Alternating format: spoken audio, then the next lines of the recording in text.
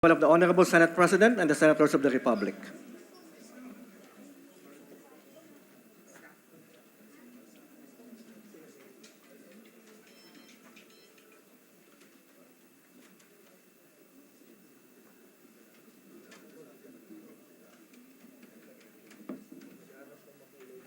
Do I have to go down for the prayer?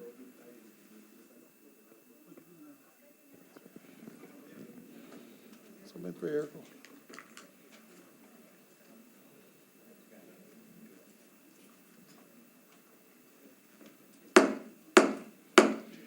The 77th session of the Senate, the first regular session of the 19th Congress is hereby called to order. With the permission of the body, I lead the chamber in prayer.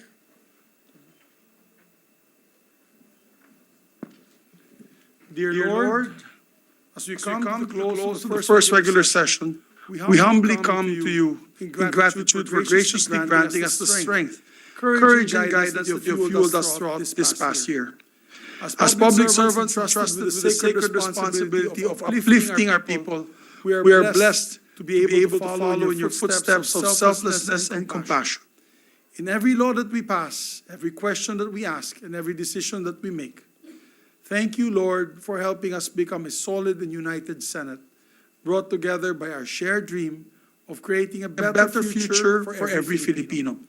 Thank you for empowering us to toil diligently and tirelessly throughout the past year, and for helping us produce a fruitful output of legislation for our people. The work ahead of us looms large, but we know that with your mercy, nothing is insurmountable.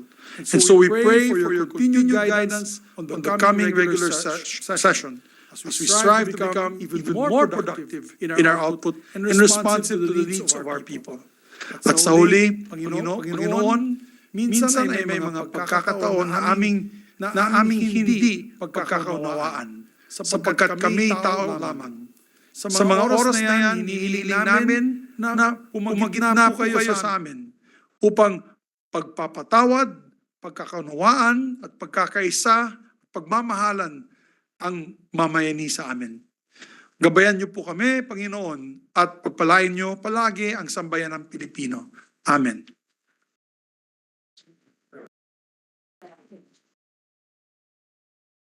Secretary, please call the roll of members. Roll call of members. The Honorable Senator Angara, Senator Binay, Senator Cayetano Alan, Senator Cayetano Pia, Senator De La Rosa, Senator Ejercito, Senator Escudero, Senator Estrada, Senator Gatchalian, Senator Go, Senator Ontiveros, Senator Lapid, Senator Legarda, Senator Marcos, Senator Padilla, Senator Pimentel, Senator Poe, Senator Revilla, Senator Tolentino, Senator Tulfo, Senator Villanueva, Present. Senator Villar Cynthia, Senator Villar Mark, the Senate President.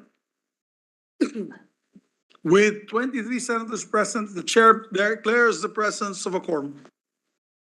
Majority Leader. Thank you, Mr. President. Mr. President, at this juncture, I move that we dispense with the reading of the Journal of the 75th Session, Monday, May 29, 2023, and consider the same as approved. There being no objection, motion's approved. Thank you, Mr. President. Before we continue, Mr. President, before we continue with our agenda for today, we'd like to acknowledge some guests from the gallery. First, the guests of the Senate. Mayor Ms. Ruth R. Padilla, Carlos Padilla II, Ms. Ruthie May Padilla. Widow, Ms. Ruth Padilla, Mr. President, is the widow of our beloved former governor and colleague in the House of Former Representatives. colleague of ours. Colleague of ours, Congressman Governor Kaloy Padilla. Yes. We also have with us Mayor Isis Dominic Uy of Burgos Isabela, Mayor Joseph Christian Uy of Aurora Isabela, former Mayor Kervin Uy of Burgos Isabela, guest of Senator Bato de la Rosa, Yes. guest of Naanak ko yung isa dyan, si Mayor Nino. guest of Senator Lapid, Vice Mayor Carla Valderrama of Siniluan, Laguna, Vice Governor Nathaniel Midtimbang of Maguindanao del Sur, Mayor Mary Joy Midtimbang of Datu Angal, Maguindanao del Sur. Guest of Senator Tolentino, Mayor Leo De Vera of San Jacinto, Pangasinan, Councilor Sean Alexis Cardoza of San Jacinto, Pangasinan, Mayor Carl Bugao of Baak of Rizal, Kalinga, Sangguniang Bayan member and barangay captains of Rizal, Kalinga. Guest of Senator J.V. Ejercito, the Fraternal Order of Eagles, led by its national president, Mr. Nelson Salapudin. And also with us, Mr. President, guests of Senate President Subiri, members of Philippine National Arnis team, accompanied by their coaches. I will later on, one by one, acknowledge them, Mr. President. And guests of Senator Angara, Philippine National Soft Tennis, with their coaches as well and members. We welcome them in this August chamber, Mr. President. Yes, welcome po sa inyo lahat sa ating Senado. Thank you for coming. Mr. President, at this juncture, I move. What's first? Mr. President, we are in a receipt of a bicameral conference committee report on the disagreeing provisions of Senate Bill number 1480 and House Bill number 7939. This is the bill rationalizing the disability pension of veterans. And with the permission of the body, may we recognize the chairperson of the Senate panel, Senator Jinggoy Ejercito Estrada, to give us the highlights of the conference committee report. Our distinguished colleague from the city of San Juan, Senator Jinggoy Estrada, is recognized. Sir? Thank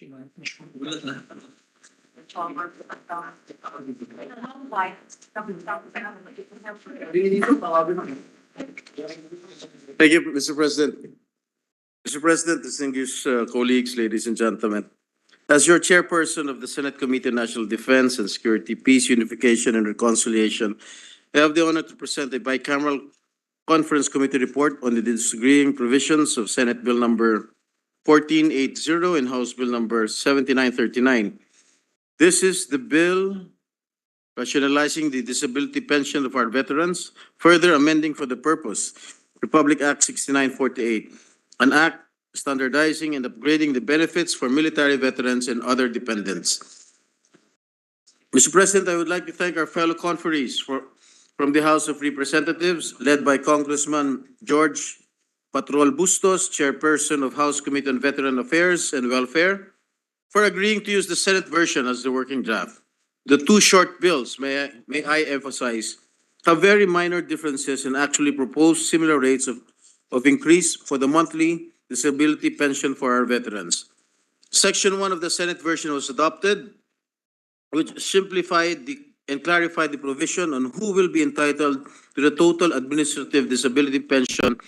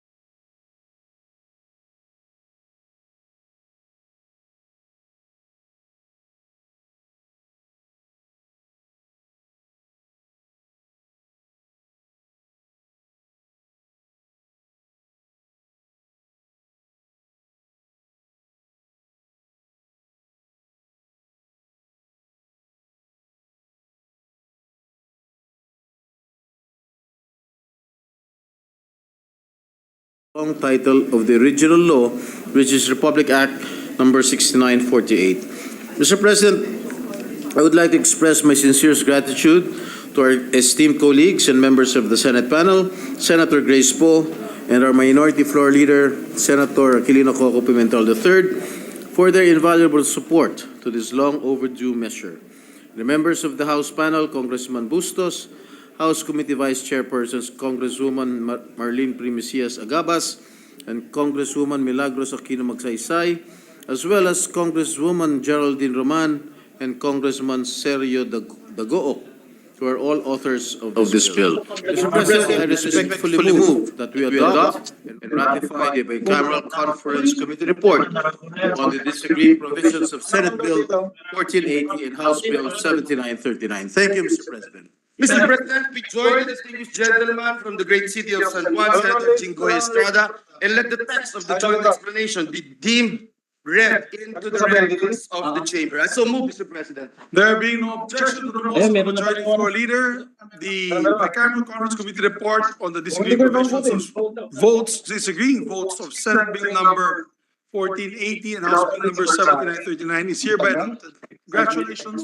Thank you. Congratulations, Mr. President. Mr. President, we are in a receipt of a bicameral conference committee report on the disagreeing provisions of Senate Bill number 2212, and House Bill number 7715. This is the bill pertaining to Regional Specialty Centers Act. And with the permission of the body, may we recognize the chairperson of the Senate panel, Senator Christopher Bongo, to give us the highlights of the conference committee report. I'd like to, first of all, recognize Senator Bongo for his full support for this measure. Full support po. Thank you, Mr. President, and thank you, Mr. Principal Sponsor. Yes, sir. Portahan mo to, sir, Yes, sir. para maging dumami pa ang ating mga specialty center. Isa po, nakasalalay rin po sa inyo. Opo. Na Hindi na po dumami tayo, boy, pangako, nangako, talaga, tumupad na. Boy, Boy, tutuparin mo po. huwag lang boy tupad. Dole yun. Mr. President, distinguished colleagues, as a result of the bicameral conference on the Regional Specialty Centers Act, I have the honor to submit the conference committee report on the disagreeing provisions of Senate Bill number 2212 and House Bill number 7751. Included in the report submitted is the joint explanatory statement on the disagreeing provisions of the two versions of the bill, which shall form part of my sponsorship speech. With the consent of the body, I would like the joint explanatory statement considered as read into our record. Just to report, Mr. President, the BICAM agreed to include a provision reflecting the establishment of specialty centers in existing GOCC and specialty hospitals. This is to reflect what was brought about during the plenary discussions in the Senate. We also agreed to include in the bill the level of service capabilities of the specialty centers that the Department of Health will be establishing in hospitals with the subnational and regional catchment populations. The BICAM also included an enumeration of the specialties that shall be prioritized by the Department of Health. I thank our fellow conferees on the part of the Senate, Senator Loren Legarda and Senator Risa Ontiveros. I also congratulate the conferees on the part of the House of Representatives, Congressman Siriaco Gaco, Congressman Anthony Goles, and Congresswoman Franz Castro. With this, Mr. President, we could improve access to specialized medical care. Mailapit na natin ang serbisyo medical sa ating mga kababayan na may malulubhang sakit ngunit walang kakayahan na pumunta po dito sa Manila para magpagamot sa Philippine Heart Center, Lung Center, NKTI o iba pang mga specialty hospitals dito sa Maynila. Kapag na-ratify na ito at napirmahan ng ating mahal na Pangulo para maging batas, magkakaroon na tayo ng specialty heart center, lung center at iba pang specialty center sa iba't ibang DOH hospital sa bansa tulad sa Baguio General Hospital and Medical Center, Mariano Marcos Memorial Hospital and Medical Center, Cagayan Valley Medical Center, Batangas Medical Center, at Bicol Regional Hospital and Medical Center based sa timeline ng Department of Health. Magkakaroon rin ng iba't ibang specialty centers sa Visayas tulad sa Western Visayas Medical Center sa Iloilo, Corazon Locsin Montelibano Memorial Regional Hospital sa Bacolod, Eastern Visayas Medical Center sa Tacloban, at iba pang DOH hospitals sa Visayas. Hindi na kailangan pumunta ng Maynila ang mga kababayan natin na nasa Visayas. Kung kailangan magpagamot sa puso, kidney at iba pang karamdaman, doon na lang po sila pumunta sa mga specialty centers na itatayo sa mga DOH Regional Hospital. Sa Mindanao, maglalagay ng specialty center sa Zamboanga City Medical Center, Northern Mindanao Medical Center, sa Region 10 po ito, Davao Regional Medical Center, Cotabato Regional and Medical Center, Caraga Regional Hospital at iba pang DOH hospital sa Mindanao. Malaking tulong po ito sa mga kababayan natin sa Mindanao na hindi na po sila muling pumunta pa ng Maynila para magpagamot sa puso. In view of this, Mr. President, it is my humble submission that this bicameral conference committee report on the disagreeing votes of Senate Bill number 2212 and the House Bill number 7751 be ratified by the Senate. Thank you, Mr. President. Thank you very much. Mr. President, we join the motion of the distinguished gentleman, Senator Bongo, to approve and ratify the Bicameral Conference Committee report on the disagreeing provisions of Senate Bill number 2212 and House Bill number 7751, and let the text of the joint explanation be deemed read into the records of the chamber. So move, Mr. President. Before I act on the motion, once again want to thank Senator Bongo for taking this up expeditiously. Maraming salamat po. Alam po ng mga kasama ko dito sa unit team na bukang bibig ko sa kampanya. Senator Padilla, Senator Estrada, Senator Mark Villar, when we were campaigning, ang bukang bibig ko po noon ay Senator Lauren Legarda, ay walang iba kundi ang ating regional specialty centers. And bilang taga Mindanao po tayo, Senator Bongo, we knew very well na we were, and kasama ko po si Joel, our majority leader, and JB under the Seatmates campaign team. May kampanya tayong tatlo lang, together with Sherwin Gatchalian. Ang sabi ko lang po, I kept my speech and message short. Pag nahalal niyo po kami, gagawin po namin lahat na may isang batas ito at maging regional na po ang mga heart centers, kidney centers, lung centers. At we are one step away from building this dream. So I thank all my colleagues from the Senate. And you know, this is a game changer. Game changer po to. Napakaraming matutulungan nating mga kababayan. Doon na po sa kanila mga regions ang papunta mga pasyente kaysa luluwas pa ng Metro Manila. Kaya God bless you all. Thank you very much. With that, there being no objection, the Bicameral Conference Committee report on the disagreed provisions of or votes of Senate Bill number 2212 and House Bill number 7751 is hereby adopted and ratified. Congratulations to everyone in the Senate. Thank you, Mr. President, and congratulations to the authors. Mr. President, with the permission of the body, I move to consider proposed Senate Resolution number 610, taking into consideration proposed Senate Resolution number 615 and 646, and for the Secretary to read the title of the measure. This is the resolution expressing the condolences of the Senate on the death of Honorable Carlos M. Padilla. There be no objection to the motion. The motion is approved. Ask the Secretary to read the title of the measure. Resolution expressing the profound sympathy and sincere condolences of the Senate of the Philippines on the death of Honorable Carlos M. Padilla, the Governor of the Province of Nueva Vizcaya on 5 May 2023. Mr. President, I move that we recognize Senator Cynthia Villar to deliver the sponsorship speech. So move, Mr. President. Our distinguished colleague, Senator Cynthia Villar from the city of Las Piñas, is recognized.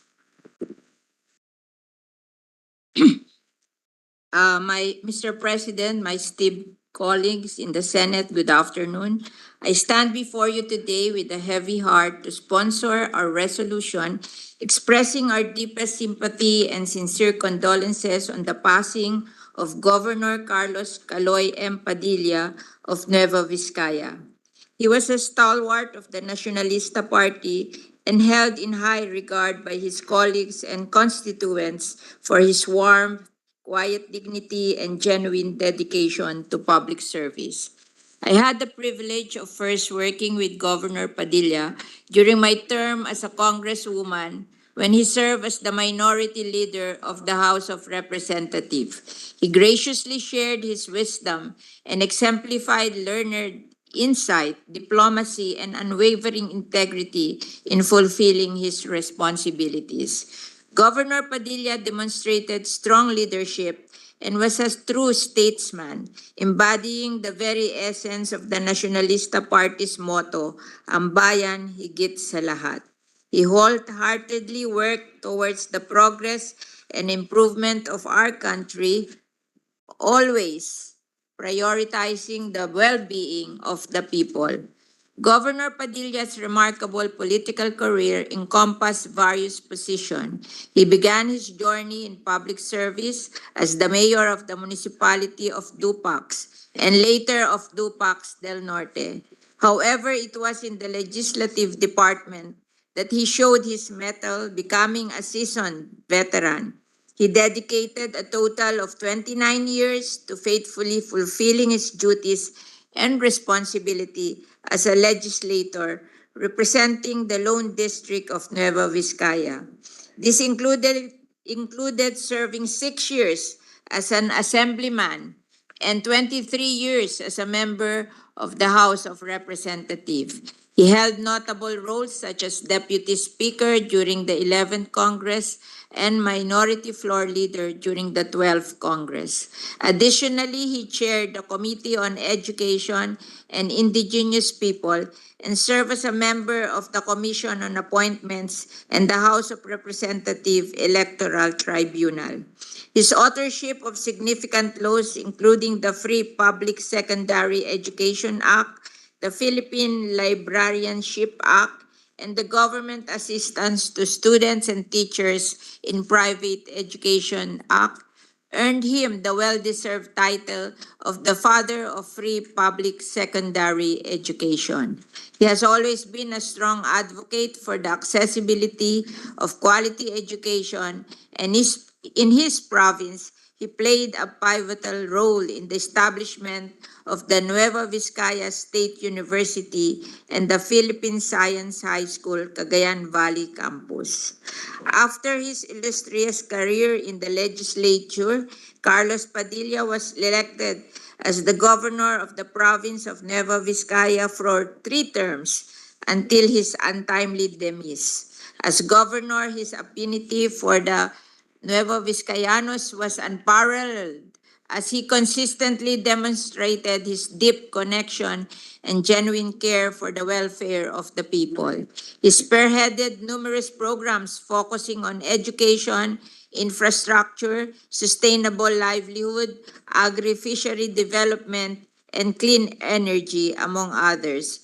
His relentless efforts to improve the lives of the people of Nueva Vizcaya have left an indelible mark on the province, solidifying his legacy of service and dedication. Governor Padilla, known as the Legend of the North, received several prestigious awards for his exceptional leadership and significant contribution. He was recognized as the most outstanding congressman in multiple congresses, honored as the outstanding alumnus of his alma mater, the Polytechnic University of the Philippines, and received the esteemed Dangal ng Wika Award for promoting the Filipino language, among other accolades. To my family, Manny and I, he will forever be Kaloy, or Tito Kaloy to my children, a dear friend whose warmth and kindness will always be cherished and whose departure has left a void that we deeply feel.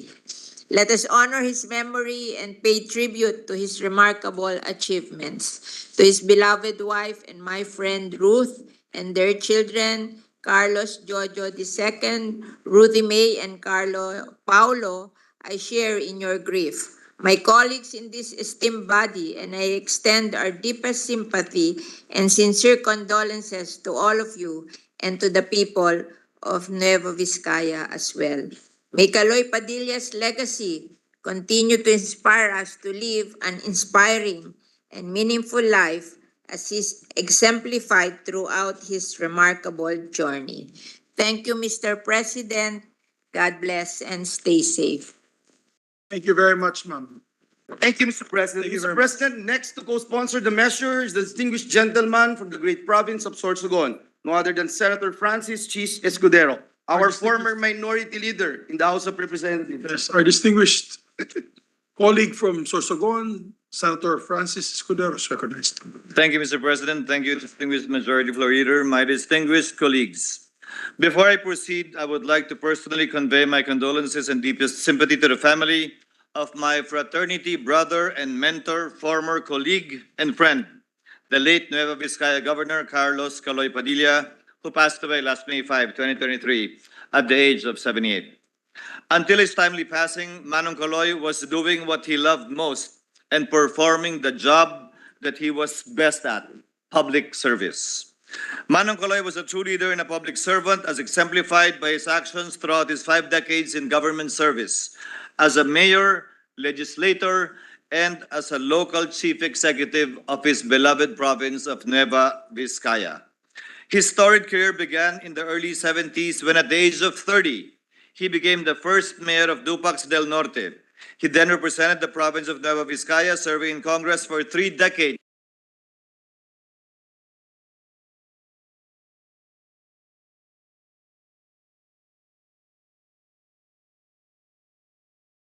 of 1988, or what is now known as Republic Act number 6655, that guaranteed free high school education for every Filipino. Because of this major law, Mr. President, distinguished colleagues, it changed the landscape of Philippine education, which is why Manong Caloy has been widely regarded as the father of free public secondary education.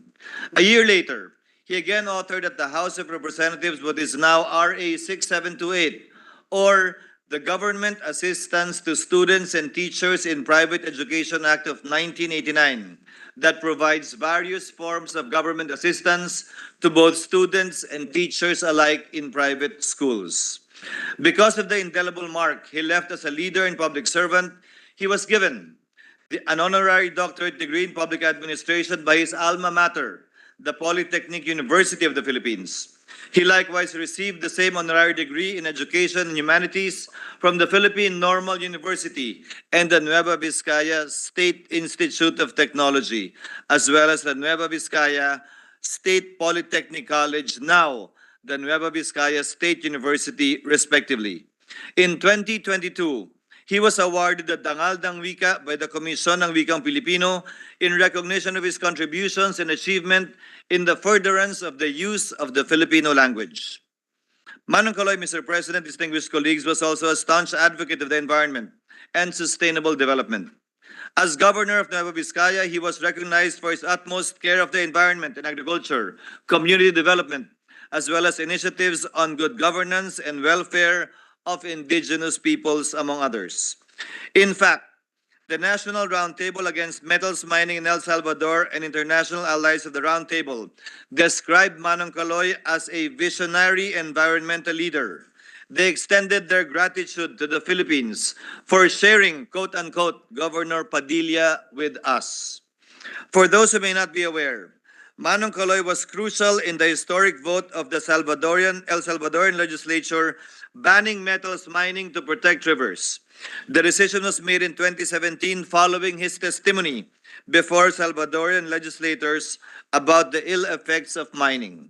In his own province, the late governor was vocal against the presence of an Australian mining company, Oceana Gold Philippines Incorporated, and questioned the sustainability and the benefits of mining in behalf of his constituents.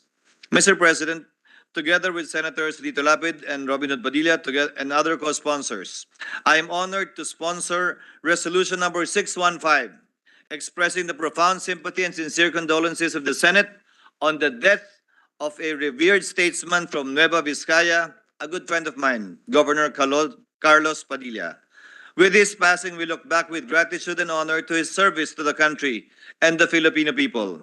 We may have lost a great leader and public servant, but his contributions, Mr. President, distinguished colleagues, both to the country and to his native province of Nueva Vizcaya, will never be forgotten, for his legacy will continue to live on. Thank you, Mr. President. Thank you, distinguished colleagues. Maraming salamat, Senator Escudero. Thank you, Mr. President. Mr. President, may I be recognized to Yes. also co-sponsor the measure, Mr. Our President? dear Majority Leader, Senator Joel Villanueva is recognized. Thank you, Mr. President. In the Bible, it says, if we live for the Lord. And if we die for the Lord. So whether we live or die, we belong to the Lord. Romans chapter 14, verse 8. Mr. President, esteemed colleagues, first and foremost, I'd like to extend my sincerest condolences to the family left behind by Governor Carlos Padilla, my Tito Caloy. My thoughts and prayers are with former Governor Tita Ruth, their children, Jojo, Ruthie, May, and Carlo Paulo, their grandchildren, and to all our kababayans in Nueva Vizcaya. Mr. President, Governor Padilla dedicated his life to public service and for the improvement of the lives of the Filipino people, especially his fellow Novo Vizcayanos. He began his storied career in public service in 1975 as the youngest mayor of the then undivided municipality of Dupax, Nueva Vizcaya. He subsequently spent 29 years serving in Congress as the representative of the Lone District of the province, including 6 years as an assemblyman in the Batasang Pambansa. Mr. President, Governor Padilla was a staunch advocate of accessible education. Among the landmark laws he authored include Free Public Secondary Education Act, the Government Assistance to Students and Teachers in Private Education Act, the creation of the National Commission for Culture and the Arts, and the Commission on the Filipino Language. He also pushed for reforms to ensure that education is brought closer to the remote and upland communities. In Nueva Vizcaya alone, he authored the creation of at least 45 schools, including the Philippine Science High School, Cagayan Valley Campus, and the conversion of the Nueva Vizcaya State University.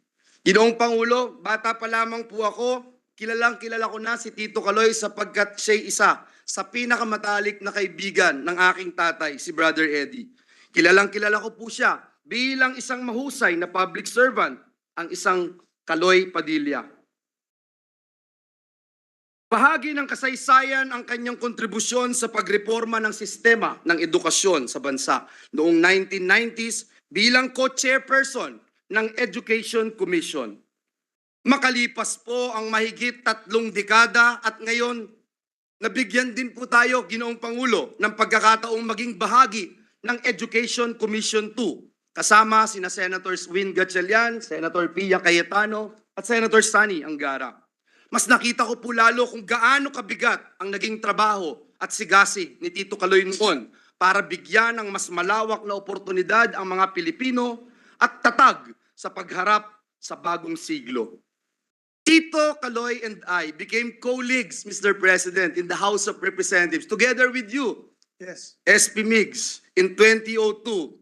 I was then the youngest member, or the Benjamin of the House.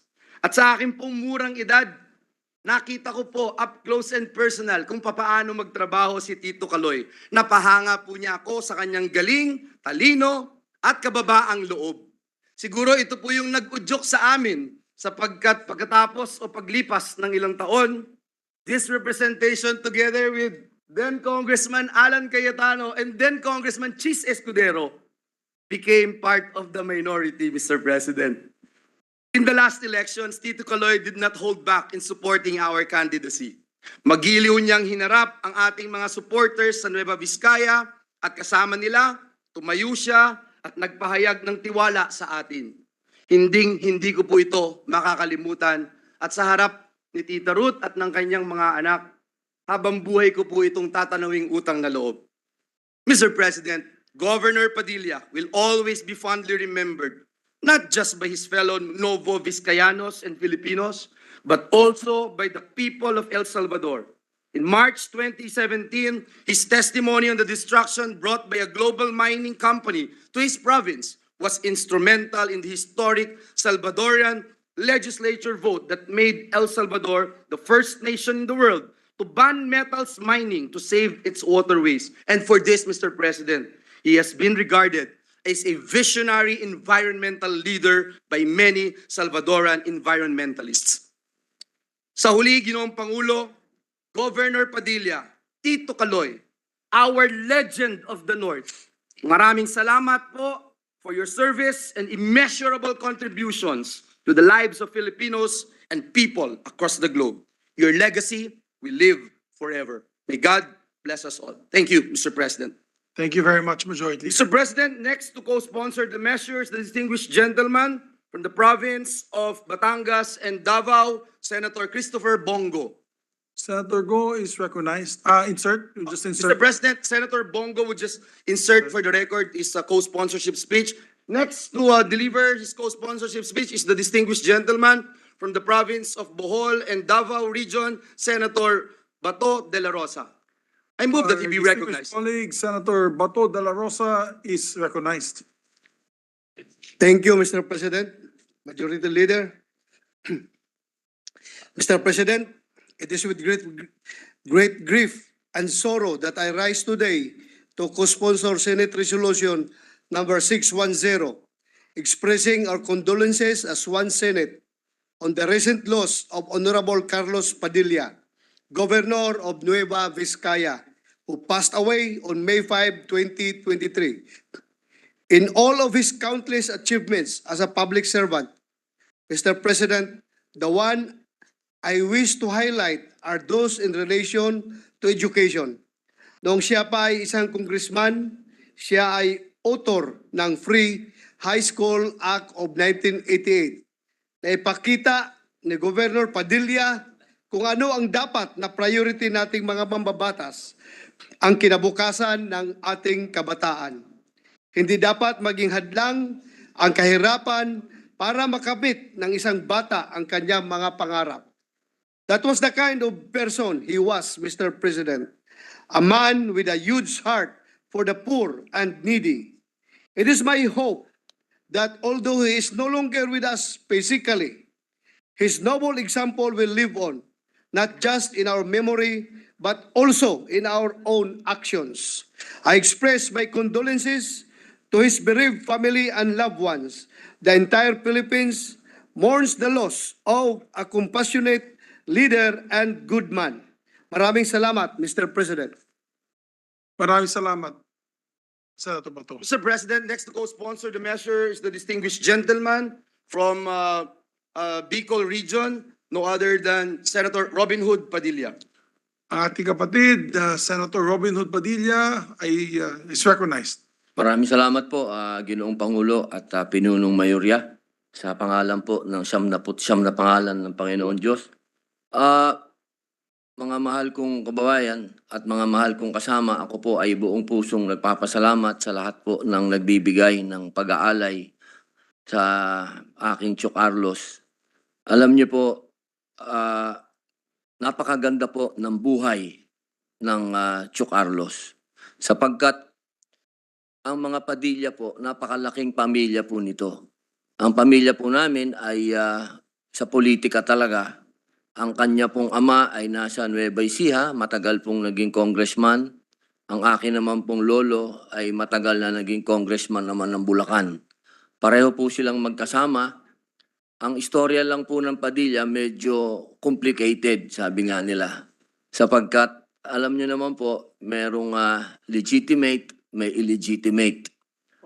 Opo, at ang istorya po na yan ay napakagandang maging halimbawa sa lahat ng mga Pilipino sa oras na ito na huwag maging hadlang ang kahirapan para maabot mo ang mga pangarap mo.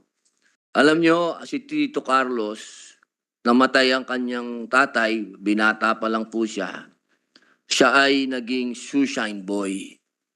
At siya po ay nagtiyaga, siya po ay nag-aral, siya po ay working student at naging presidente pa ng student council. Siya po ay naging politiko, siya ay naging public servant, siya po ay ilang beses naging congressman, naging governor.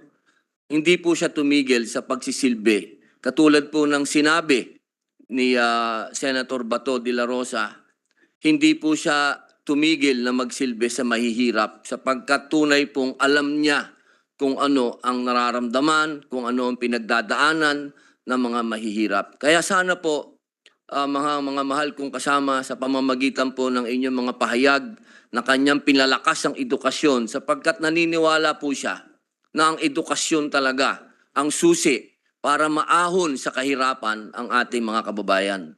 Sana po ang kanyang mga sinimulan ay ating pong sundan, huwag po nating bitawan sapagkat ang paglingon sa kanyang mga itinanim at pagdilig sa kanyang mga itinanim at umusbong ito, ibig pong sabihin, hindi kailanman makakalimutan si Tio Carlos Padilla. Muli po, maraming salamat at muli po akong nakikiramay kay Tita Ruth at sa kanyang mga anak. Assalamualaikum. Maraming salamat po, Ginoong Pangulo. Malaikum assalam. Maraming salamat. Thank you, Mr. President. Mr. President, the co-sponsorship speeches of Senator Estrada and Revilla, may we just insert it into the records, Mr. President? Yes, we put that on record. Next to co-sponsor the measures, the distinguished gentleman from, distinguished lady from Akbayan, our Deputy Minority Leader, Senator Risa Ontiveros. Our distinguished Deputy Minority Floor Leader, Ma'am Risa Ontiveros, is recognized. Salamat kaayo, Mr. President. My deepest condolences to Mayor Manang Ruth Padilla and to all her children. My tight embrace to Manang Ruth. Mr. President, nung nagpang-abot pa kami ni Manong Kaloy sa House of Representatives, isa po siya sa dalawang kinatawan. Yung isa po ay si Edno Hoson, na laging sinasabi po ni Manong Kaloy noon, Risa, majority ako, pero independent bloc din ako. And Manong Kaloy proved it. In the years that we were together in the House of Representatives, he was often among the first from the majority to make common cause, even with those of us like me in the minority, in many long and hard-fought battles. He said he was independent-minded, and he proved it. He lived it. Manong Kaloy was also a true ecologist, even before that term and that vocation became popular here in our country. Kaya nga po, tulad ng sinabi ng marami na sa ating mga kasamahan, isa po siya sa naging pinuno upang maging mining-free ang Nueva Vizcaya. And he lent his passionate and sincere advocacy as a powerful energy to other peoples in other countries, in other continents, in their own struggle for sustainable development. Mr. President, Manong Kaloy was intimately aware of how disaster vulnerable, ecologically sensitive ecosystems could be. So in the case of natural disasters in his beloved Nueva Vizcaya, he was always the first on the ground, the first to rally and to welcome and to express gratitude for any solidarity from those of us outside his province who would rush to his side to bring relief and then rehabilitation to his constituents. And lastly, Mr. President, hindi naman po lahat ng mabubuting tao ay nagiging magiting. At hindi rin po lahat ng magiting na tao ay mababait sa atin sa personal na antas. Manong Kaloy is one of those rare people, both great and good. Hindi lang mabait, kundi mabuting tao. I am so sad that such a great and sweet, gentle person is gone from our midst.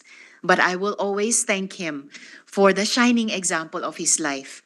And I salute his memory, Mr. President. Salamat kaayo, Mr. President. Thank you very much. Thank you, Mr. President. Mr. President, next to co-sponsor the measure ay gaya po ng representasyong ito sa buhay na saksi sa paninindigan at pagsisilbi sa bayan ni Tito Kaloy doon sa House of Representatives. Our distinguished colleague from the great province of Aurora, Senator Sunny Angara. I move that he be recognized. Our distinguished honorable chairperson of the Committee on Finance, no other than Senator Sunny Angara is recognized. Thank you, Mr. President. Thank you, Majority Leader. I don't have a prepared speech, but I was somewhat inspired by the remarks of our colleagues, and it brought back a lot of memories of a very kind colleague in the House. He was my colleague in the 14th and 15th Congress from 2007 to 2013, along with in the 15th with Senator JV, and in previous Congresses with our colleagues, Mr. President. And I don't remember if it was him or it was Tita Ruth who was my representative when I was chair of the House Committee on Higher Education to their state college in Nueva Vizcaya. And of course, he's a very close colleague of my father and my aunt, my late father and my aunt. So very close to our family. And also a former party mate in the LDP or the Laban ng Demokratikong Pilipino. And of course, his province of Nueva Vizcaya borders our province of Aurora. The town of Alfonso Castañeda adjoins the town of Maria Aurora in Aurora province. So we share a border there. And all the laws mentioned where tens of millions were benefited by the laws passed by Manong Kaloy in free education.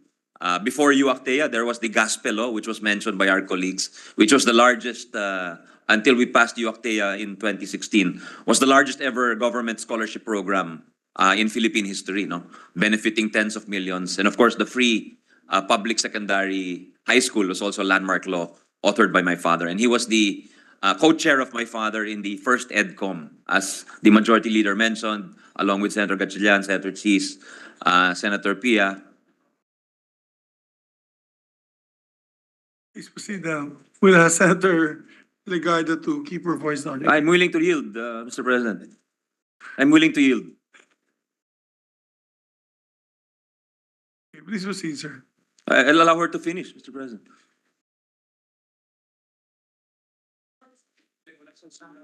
Because I remember she gave a manifestation about needing to respect colleagues when they're speaking. I remember that, Mr. President, right? Yeah. Yeah. Thank you, Your Honor, Mr. President. I'll try to collect my thoughts. Try to remember what I was speaking about. Yes, again, I just wanted to say a few sentences in tribute to a life well lived, a person very gentle, as mentioned by the Deputy Minority Leader, always with very kind eyes, very kind smile to everyone he met, with malice towards none. Again, we offer our condolences to the Padilla family, Governor Ruth, and their children. Thank you, Mr. President. Thank you. Thank you very dear much, colleagues. distinguished colleagues. Mr. President, next to co-sponsor the measure is the distinguished gentleman from the great city of San Juan, Senator J.V. Ejercito, who is also influenced by Senator Caloy Padilla. Yes, Lahat po may fingerprints distinguished- all over here in the Senate, Mr. President. our distinguished colleague, Senator J.V. Ejercito, is recognized. Thank you, Mr. President. I was hoping I'd just be a co-author, no, in case this will be an all-members resolution, but I cannot help but remember Congressman Caloy then, when back in 15th Congress, when I was a neophyte legislator. Of course, being a neophyte, you're still feeling your way around, just quiet, but he was always there, trying to encourage you, trying to guide you. And as mentioned by Senator Angara, he's really always there, no? To be a guide to everyone, no? Always willing to help anyone. And Mr. President, likewise, after my stint in the 15th Congress, when I was the chair of the Committee on Health, I had the chance to visit him. Being a motorcycle rider, I had the chance to go to the far-flung areas in the different parts of the country. And I was able to visit Mountain Province, Ifugao, Nueva Vizcaya, which are not often visited by national officials because of their distance. And I can remember Governor Caloy then, he was always pushing, always thinking of what we can do for his constituents in Nueva Vizcaya. Back then, he brought me to the Nueva Vizcaya Provincial Hospital. Again, being a far-flung area, it needs a lot of support and help, and that's what he was requesting, no, for us to be able to fund and help equip and improve the Nueva Vizcaya Hospital. Unfortunately, I didn't make it back in 2019, but just like Senator Joel, running as an independent, he didn't hesitate. He really helped us also. Kaya rin po ni Senator Joel Villanueva, Tita Ruth, hindi ko po malilimutan na against all the odds, kahit na po napakaliit, my chances of winning back then was slim. But Governor Caloy really helped me and asked all his leaders to support me.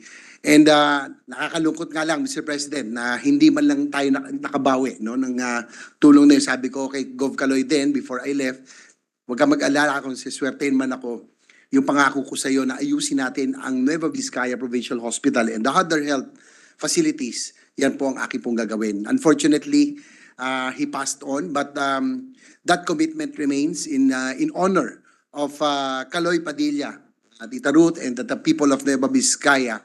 Andito naman po ang ating mga colleagues who became his colleagues also. Yan po ang ating pong commitment, no, to help improve the healthcare facilities of Nueva Vizcaya in honor of Governor Caloy Padilla. That's all, Mr. President. Thank you. Thank you very much. Thank you, Mr. President. Next to co-sponsor the measure is the gentleman from Las Piñas, City of Las Piñas, Senator Mark Villar. I move that he be recognized, Mr. Distinguished President. colleague from the City of Las Piñas, Senator Mark Villar is recognized. Thank you, Your Honor. I'd just like to give tribute to Tito Caloy.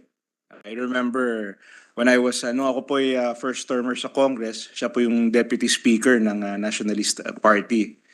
So I can say I learned a lot from Tito Caloy, and I could not let this moment pass without saying a few good words about my experiences with Tito Caloy. And of course, my deepest condolences, Tita Ruthie.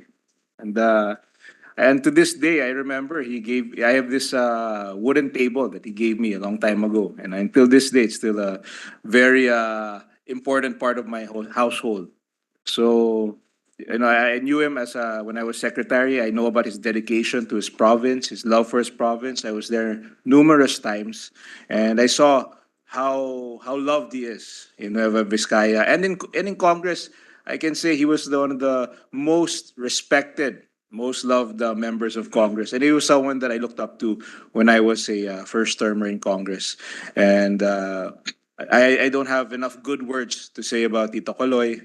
And I just like to say that, there's, I don't think we'll ever see that kind of, his kind. He's so unique in his love for his province, in his performance of his duties. And I have so many good words to say. In fact, I don't have the words to express my admiration for Tito Caloy. Thank you very much, Your Honor. Thank you very much, Thank you, Mr. Mr. President. Senator Bong Revilla would also like to deliver a co-sponsorship speech, as I earlier mentioned that he will insert into the records, but because of his passion to really deliver it today, Mr. President, may I move that he be recognized, Mr. A President? distinguished colleague from the great province of Cavite, Senator Bong Revilla is recognized. Thank you, Mr. President. Nakakalungkot po ang pagpanaw kamakailan ng isa na naman sa ating kapwa lingkod bayan. Nakikidalamhati po tayo sa pamilya, kaibigan at mahal sa buhay ng ating naiwan na governor, si Governor Carlos M. Padilla ng Nueva Vizcaya. As the longest ever serving political leader in Nueva Vizcaya, he has won the hearts of his kababayans who he has served wholeheartedly through his various advocacies and programs. Bakas sa dagsa ng tao sa kanilang tahanan ng umaga ng kanyang pagpanaw ang hindi matatawarang pagmamahal, respeto at paghanga kay Governor Padilla. He is fondly called Caloy by his supporters who have traversed life's journey with him and witnessed his growth as a public servant. They remember him in his youth when he began his political career as the youngest municipal mayor of then Dupax Town. Natatandaan nila ang pagyabong ng kanyang karera sa politika nang manilbihan din siya sa Kongreso. He has started his voyage in the political arena, and as the years pass by, he has underscored the significance of education as a tool that our nation utilizes to enrich not only the minds but as well as the future of our countrymen. Aside from authoring various bills which were enacted into law on reinforcing the education sector, such as the free public secondary education, his other bills also paved the way for the establishment of 45 elementary and secondary schools, which is said to have brought education closer to the indigenous peoples and bridge the gap they have long struggled with. Truly, in his own words, investing in education is always one of the best initiatives to bring about general development and progress of our province. Ang mga pinunla niyang inisyatiba, ang mga minsang pinagsilbihan. Now his voyage has come to end, but the memories of his genuine and dedicated public service will forever be enacted in history. sa inyong paglalakbay pabalik sa may likha. Paunin niyo po ang aming pagsaludo at paghanga sa inyong nasimulan at nakamit. Maraming salamat po. Maraming salamat, distinguished colleague. Mr. President, Senator Bongo would also like to, likewise wanted to deliver now his co-sponsorship speech, Mr. President. I move that he be recognized. Distinguished colleague from Davao and Batangas, Senator Bongo is recognized. Mr. President, I rise today to express my sincere and deepest condolences to the family and friends of late Governor Carlos Padilla of Nueva Vizcaya. Governor Padilla is a dear friend in public service who had spent most of his time serving the best interests of the Filipino people, particularly his fellow Novo Vizcayanos. Hindi po matatawaran ang husay at pusong na ipamalas niya po sa serbisyo.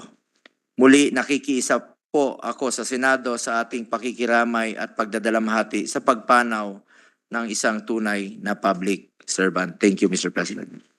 Maraming salamat, Senator Bongo.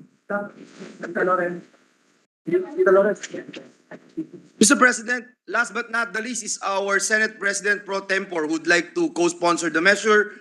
I move that he be recognized, Senator Loren Legarda. Our distinguished colleague from the Republic of the Philippines, or one of our senior members, most senior member in terms of tenure in the Senate, is Senator Loren Legarda is recognized. Thank you. I will ensure my voice does not boom too loud. I deeply, sincerely apologize to my dear colleague, Senator Sonny Angara, if my voice was a bit loud. Because I take that very, very seriously. So I would like to sincerely apologize. At the same time, Mr. President, I wish to associate myself with the very heartfelt condolences and thoughtful messages of our colleagues to a public servant. I express my condolences to former Governor Ruth Padilla and her children who are here. I am enthused and inspired to know that for a long, long time, both Governor Ruth, former Governor Ruth, and Governor Kaloy Padilla had supported indigenous peoples workshops in different IP communities in the province of Nueva Vizcaya, at least 12, according to Governor Padilla. We know her late husband as a firm defender of the environment. I believe it is my second or third term when there was a similar measure that was heard here in the Senate. He on preventing or prohibiting mining in his province, a firm defender of the environment and a public servant who fought for that. It's not very often we find someone that way, standing strong against extractive industries that would threaten his province, especially during times when the permits expired. I wish we had more of such valor and courage and passion and conviction as former Governor Kaloy Padilla. I'm also gladdened to note that he was actually a slow food advocate. As a similar advocate and a member, I use this very loosely, of the slow food movement, where we try to grow our own food and focus on organic farming and the elements of slow food. I'm glad that we have an exemplary local public official, and I hope that those in the province who will inherit this position will continue the good deeds that he did. First, the ban on mining in his province, admirable. Second, giving importance to the culture and heritage of our indigenous people, especially in the province, beautiful. And we wish to support that. I approached former Governor Ruth Padilla and asked how we could help, because she said that it was her husband who supported those programs, at least 3 million pesos, she said, for the 12 workshops. I would like to be able to give my humble support to those workshops and perhaps provide us a template of how the two Padillas, Ruth and Kaloy, former governors both, so that other provinces with indigenous peoples can replicate the good work that they do. I know also, I am informed, I hope this is accurate, that even in a far-flung country like El Salvador, I hope I'm not mistaken, Governor Padilla has inspired a ban on mining by a unanimous vote in El Salvador. Is this accurate, Madam Ruth? So I am correct in saying that. So we lost a gentle but formidable friend, and indeed a governor who bans extractive industries in his province, who heralds and inspires indigenous people and their culture, who walks his talk through environmentalism and slow food. That is a great man indeed. So with that, I associate myself and would like to express my heartfelt condolences to former Governor Ruth Padilla and the family. Thank you, Mr. President. Mr. President, yes, Mr. Yes, President. I'd like to give Please, Mr. President. a short manifestation. First of all, my deepest condolences to the family of Carlos Padilla, Tito Kaloy Padilla. Tita Ruth, I didn't recognize you at first. I thought you were an actress there in the back, visiting the Senate, so my apologies. I haven't seen you in quite a bit of a time. When I was saying hello to everybody there, I didn't recognize it was you. But we're very fond of Tito Kaloy. As a matter of fact, when he passed away, I wanted to fly by helicopter to Nueva Vizcaya, but unfortunately, all the schedules were tight. So and then I had to fly to New Zealand that same week. Then I left for New Zealand for 9 days, so I couldn't make the wake.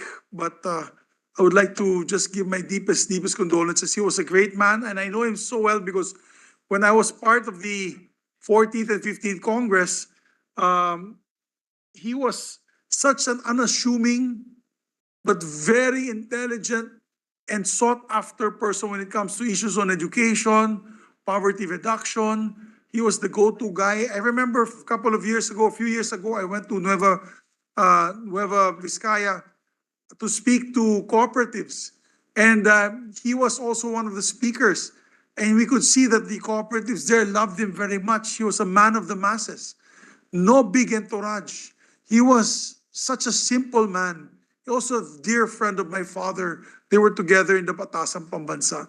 That's why hindi ko na po kwento sa kanya kasi kung ikikwento ko sa tatay ko, naiyak po yung tatay ko when nalalaman niya yung mga contemporaries niya ay namamatay na rin po. So, he was truly a legend of the North, and we pray that God blesses his soul and continue to bless your family. And once again, our sincerest condolences, ma'am, Tita Ruth. So, Majority Leader, without further ado, shall we Yes, adopt? Mr. President, but before we do that, may I be allowed, with the permission of the body, to move that all members of the Senate be made co-authors of this resolution, Mr. President. There be no objection to the motion of the Majority Floor Leader. All members of, what do we make it? All members of the yes. Senate. That's what I mentioned, Mr. President. All members of the Senate be made co-sponsor and co-author of the said resolution. There being no objection, motion is approved.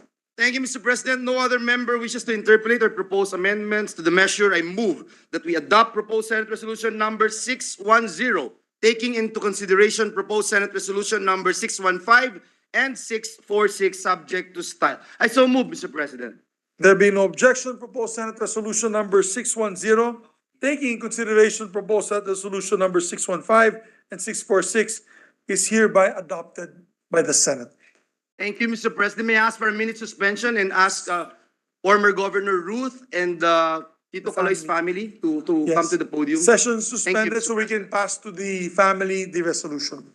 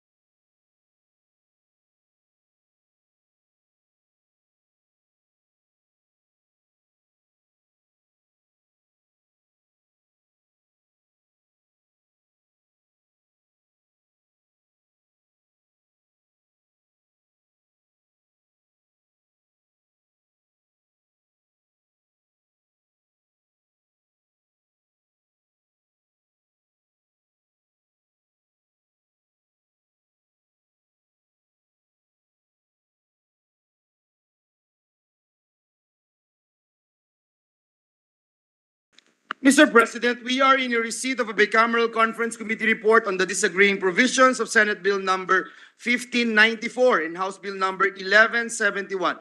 This is the bill pertaining to One Town, One Product Philippines Act of 2023. And with the permission of the body, may we recognize the chairperson of the Senate panel, Senator Mark Villar, to give us the highlights of the conference committee report.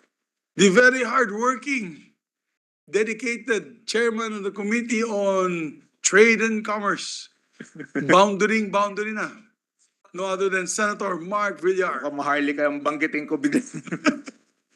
Puro maharlika lang lumalabas sa bibig ko eh.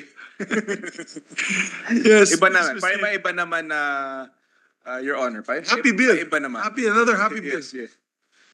So, Mr. President, the bicameral conference committee has successfully reconciled the disagreeing provisions of Senate Bill number 1594 and House Bill number 1171, which seeks to institutionalize the One Town, One Product Act.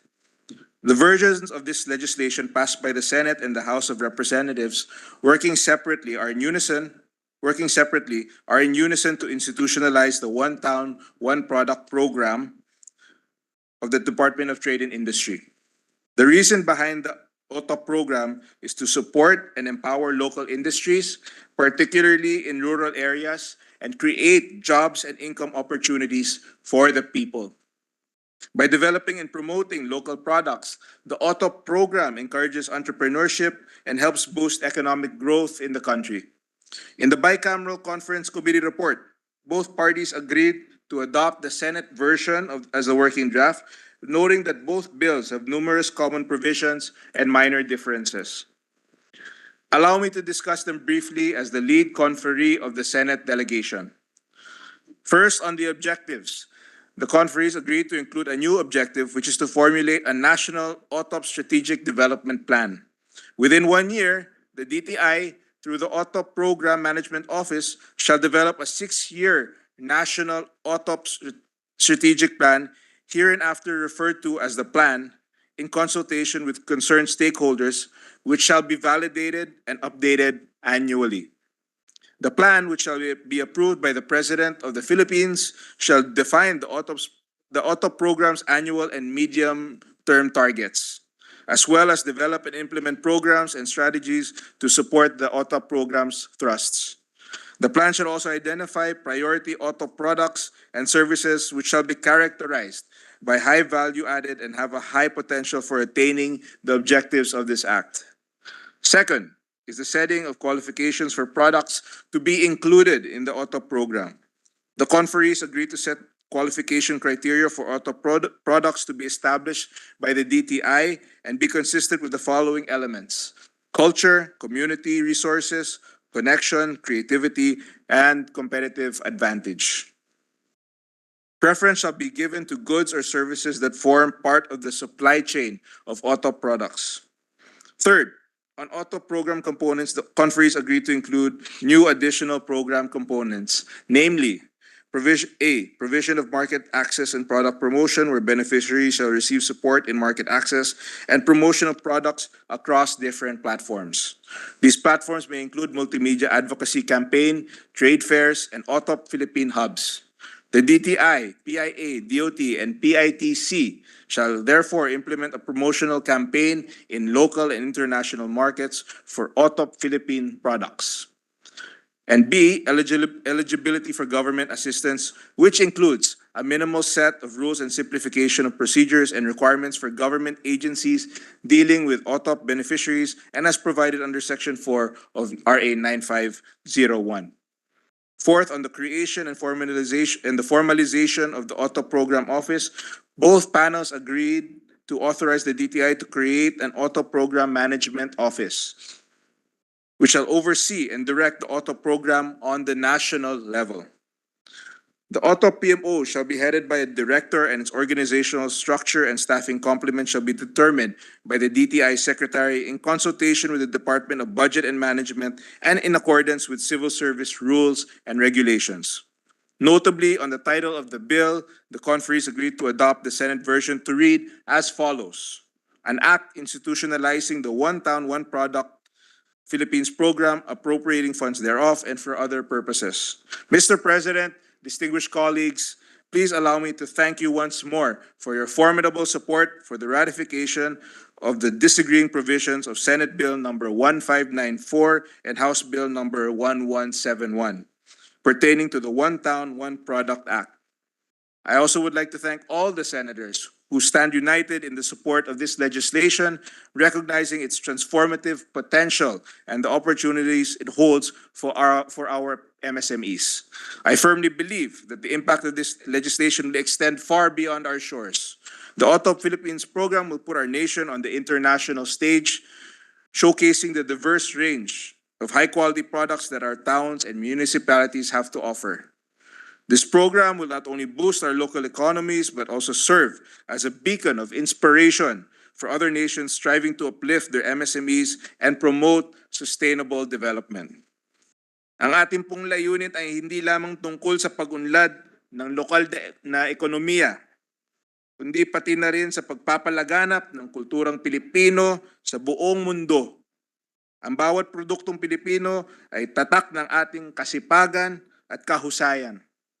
Ito ang simula para matulungan ang mga produkto ng mga Pilipino na mas makilala sa buong mundo.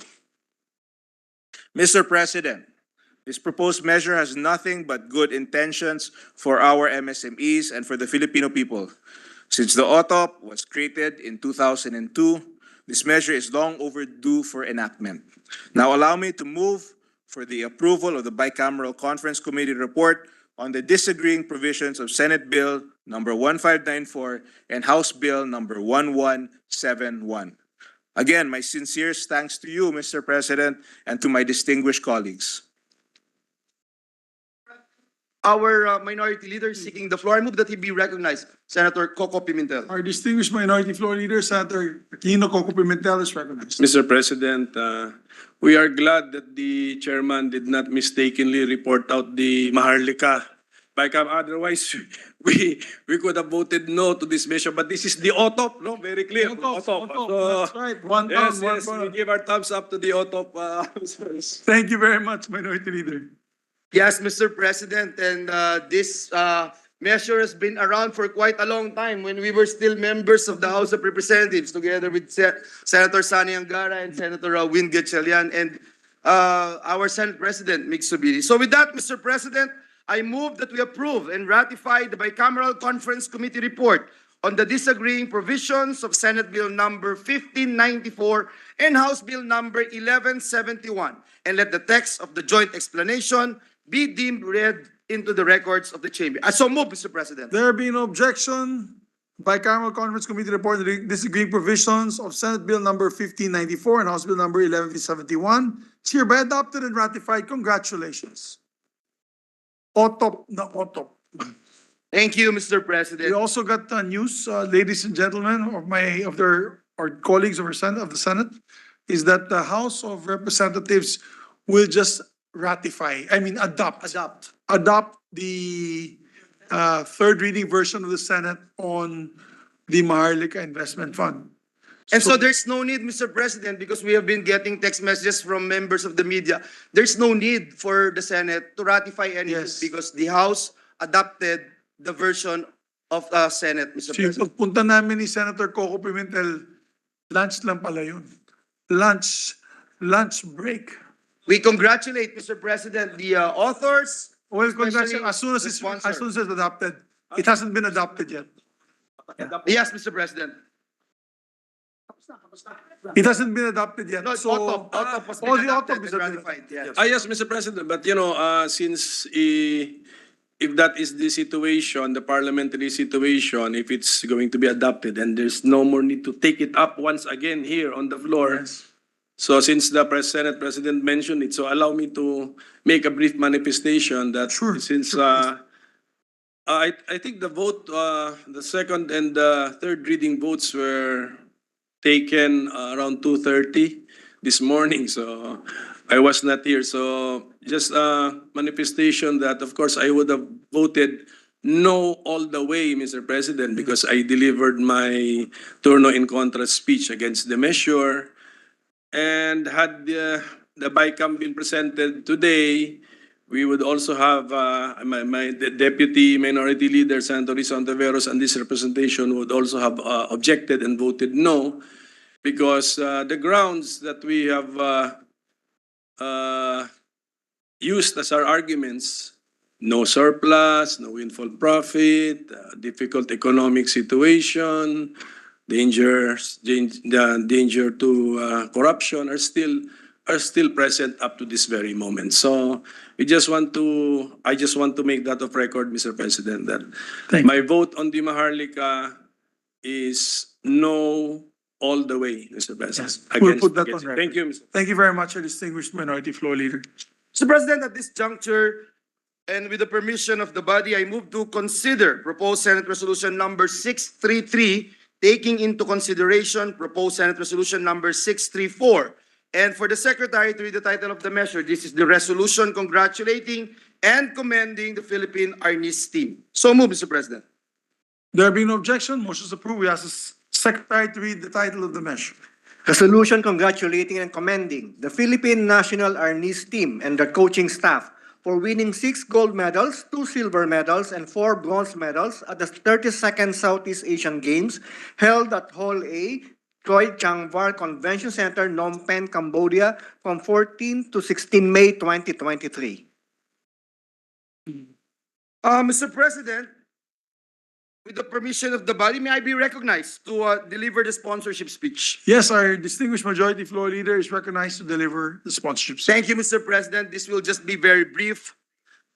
Mr. President, distinguished colleagues, especially our inspirational leader of the Senate, Senate President Zubiri, because this is his baby, Mr. President.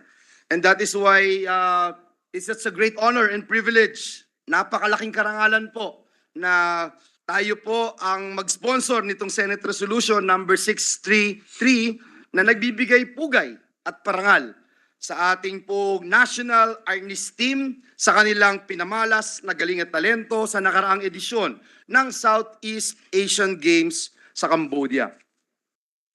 The Philippine National Arnis Team delivered overall strong performances in the regional competition that resulted in 12 podium finishes with 6 gold medals, tied with the Taekwondo team for most gold medals garnered for the country. 2 silver medals and 4 bronze medals. With this achievement, the Philippines ranked first and undeniably the best in Arnis in the whole Southeast Asia. Again, congratulations po, Mr. President. Atin pong binabati ang mga sumusunod na miyembro ng National Arnis Team na nagbigay karangalan sa ating bansa. Gold medal winners, Charlotte Ann Tolentino, the niece, Mr. President, of our distinguished colleague, Yes, Senator Francis Tolentino. absolutely. Another gold medal winner, Jeda May Soriano. Gold medal winner, Maria Ella Alcoseba. Gold medal winner, Dexler Bolambao. Gold medal winner, Crisamuel Delfin. And gold medal winner, Trixie Marie Lofranco. Silver medalists, Jude Oliver Marie Rodriguez and the team of Mary Eileen Aldeguer, Maria Cristal Jane Sapio, and Jeanette Agapito. And bronze medal recipients, Ezekiel Habig, Noah Gonzalez, Nino Mark Taliedo, and the team of Jeric Arce, Mark David Puzon, and Mac John Neil Pineda. Of course, Mr. President, behind every great team and its success is a group of hardworking and passionate officials and coaching staff whose support made it even more possible for our athletes to perform their best. Maraming salamat po sa ating mga coaches. We would like to especially congratulate at this juncture our very own, our Senate President, Juan Miguel Zubiri, who is also the Philippine Eskrima Kali Arnis Federation Chairperson and President. Sample daw, Mr. President. for the guidance and leadership that he brought to our national team. Mr. President, Senator Subiri, maraming salamat po. Salamat din po. Dahil po sa atensyon at suporta na inyong ibinigay sa larangan ng Arnis, mas gumagaling pa po ang ating national team at lalo pang nahuhubog ang talento ng ating mga atleta. We'd like to also congratulate Head Coach Richardson Gialogo, the assistant coaches, trainers, and the rest of the Arnis team, coaching staff, for this incredible achievement. I am certain that in the future, SEA Games and other competitions, you will once again raise our flag and bring pride and honor to our beloved country, the Philippines. Muli po, congratulations sa Philippine National Arnis team. Mabuhay po kayo, and may God bless us all. Maraming salamat po, Ginoong Pangulo. Maraming salamat, Majority Floor Leader. Gusto ko lang banggitin na this is the first time that Arnis was played outside of the Philippines. We hosted Arnis in 1991 when we were hosting the SEA Games, 2005, and the last 2019. But this is the first time that it was outside the Philippines, and we are hoping and praying that I need all your support, my dear colleagues, for if you have friends in the Thai government. Alam ko si Senator Bato, maraming kaibigan na senator sa Thailand. In the next Thai SEA Games, sana maging regular sport na po ang Arnis sa Southeast Asian Games. I am so proud of these men and women, young boys and young girls who fought hard. Many of them are 2 times SEA Games champions na po sa Arnis. They are world-class athletes, and I'm so very, very proud of them. I only asked to be overall champion. They gave me more than just overall champion. The next 6 gold medals po sila. Ang Vietnam na palagi namin kalaban, 2 lang ang nakuha nila. Ang Cambodia, 2, and Myanmar, 2. So talagang napapakita po tayo na we really are the best when it comes to stick fighting and Filipino martial arts. I'm so proud of all of them. Thank you, Majority Leader. Yes, Deputy Majority Leader JV is recognized. Yes, Mr. President, first of all, I'd like to congratulate the Arnis team for bringing in the biggest haul of gold medal in the Southeast Asian Games. And of course, with you as their spiritual leader, Mr. President, talagang tumabo sila ng ginto. Pero just one observation, and I'd like to congratulate them. Because in other sports, Mr. President, kakaunti lang atleta, sangkatutak ang coaches. Pero ito, at least mas maraming atleta and produced more golds. Yes. That's all, Mr. President. Yes, very effective yung coaching staff namin. At as a matter of fact, ladies and gentlemen, hindi ko alam kung si Senator Tolentino, siya yung manager ng, he's the president of the kickboxing. I think he won 3 golds, no? 3 golds ng kickboxing. Palapakan din natin yung kickboxing. 3 golds, several bronzes and silvers. Pero ako, dadalhin ko sila sa Hong Kong pare. Dalhin mo naman yung team mo din sa ibang lugar. May pangako ako Hong Kong sa kanila. And July ang alis namin. I'm taking blowout the whole Philippine team. And we like to thank Senator Bongo was there during the competition. Yes, Senator Bongo is recognized. Yes, Mr. President.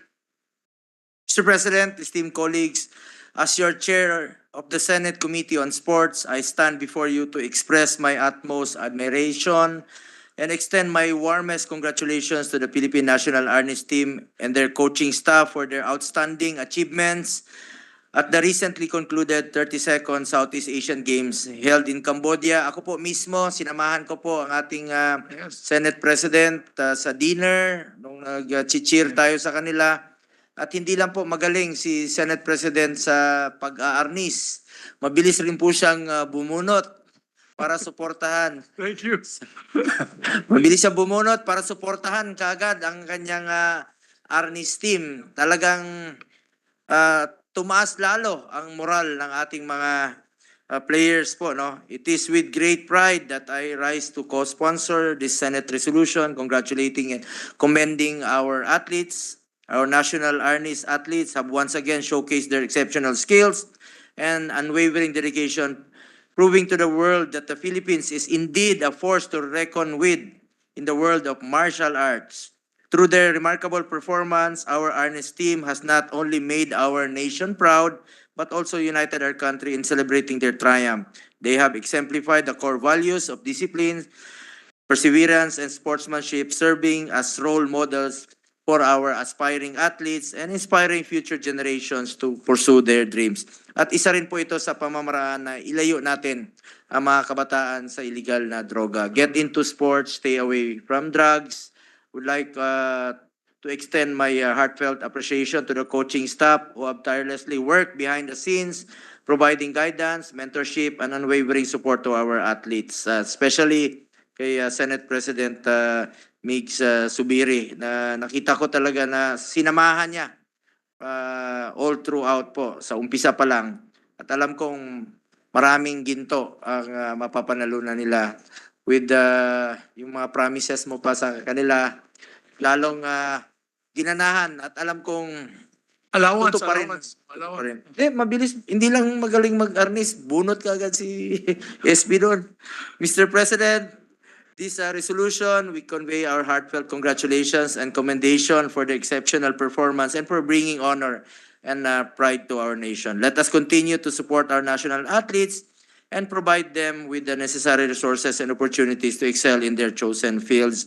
Ako po bilang chairman ng Committee on Sports, full support po ako sa ating mga atleta. Mabuhay ang Philippine National Arnis Team, mabuhay ang atletang Pilipino. Maraming salamat po. Thank you. And I'd like to put on record my deepest appreciation to Senator Bongo, Senator Tolentino, who was there in the dinner to motivate them. Kasi the fight was the next day. They were there to motivate the fighters. Thank you po. Tatlo tayo po dun eh. Tatlong senador. Mr. President, Senator Sani Angara is seeking the floor. I move that he be recognized, Mr. President. Our distinguished colleague from the province of Aurora, Senator Angara is recognized. Mr. President, I won't read the speech anymore kasi very comprehensive na po yung talumpati ng ating tatlong kasamahan, especially our majority leader. But I just want to say I'm so amazed that you have found time to lead this National Sports Association or NSA despite your hectic, busy, stressful schedule. So sana ma-appreciate din nila na you found time to fly to Cambodia and to lead them all throughout. And now, dadalhin niyo po sila sa isang bakasyon Sa Hong Kong. Hong Kong via Tagaytay. So, Hong Kong restaurant. yeah. Once again, congratulations to our athletes who make us all proud. Salamat po sa inyo. Mabuhay po kayo. Thank you very much for also filing the other resolution, Senator Angara. Thank you. Yes, Mr. President, our in-house athlete, Mr. President, True athlete, Senator the Sen- Pia Cayetano is also seeking the floor. I move that she be recognized, Mr. President. Probably the only, I guess, marathoner in the group that does not only biking but also Boston Marathon, all these major marathons. Who can run and triathlon, who can run 40 kilometers as we speak. She can just go out and run 40 kilometers and come back still looking as fresh as she is. No other than Senator Pia Cayetano. Thank you.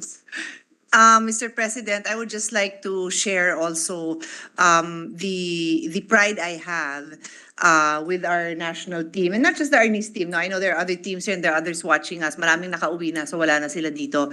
But what I wanted to add to what Senator Sani said, so that the Arnis team knows. I don't know what was going on in the Senate, but it was a typical hectic week for us. And I want to be sure that I say this in a politically correct way. I know there were a lot of challenges in Cambodia, let's put it that way. We also received report on challenges that our athletes and coaching staff had to deal with. And alala si Senate President. And I remember we were so busy, tapos sabi niya, no, I have to go. Kailan? And then he was like booking a crazy flight that night and then coming back Monday, siya rin, fresh na. Nakita ko dito nung Monday na parang wala lang, no? But he really did that because he wanted to make his presence felt. Not just for you to give you moral support, but make it felt in the sporting world na the Philippine leadership cares about their athletes. Yeah. And that was really a wonderful signal, I think, Mr. President. And on that note, I know there are many resolutions, but dadagdagan ko rin na I've been in the Senate since 2004, and this is the first budget, the last few budget, but I think, and Senator Sani Angara will bear this out, because of the support that the athletes have had with your leadership and the leadership of our chairman of the Committee of Finance, we have put so much funding for sports. because there are many people in this Senate who believe that sports can really change lives, not just for a moment of fame, but really the lives that have been that have been changed because you have younger brothers or sisters or classmates who know that yung pala nagagawa ng sports, not just because you brought home a medal, but kids who don't have as much support at home. I know so many stories that they found that support and the love in with their teammates, with their coaches.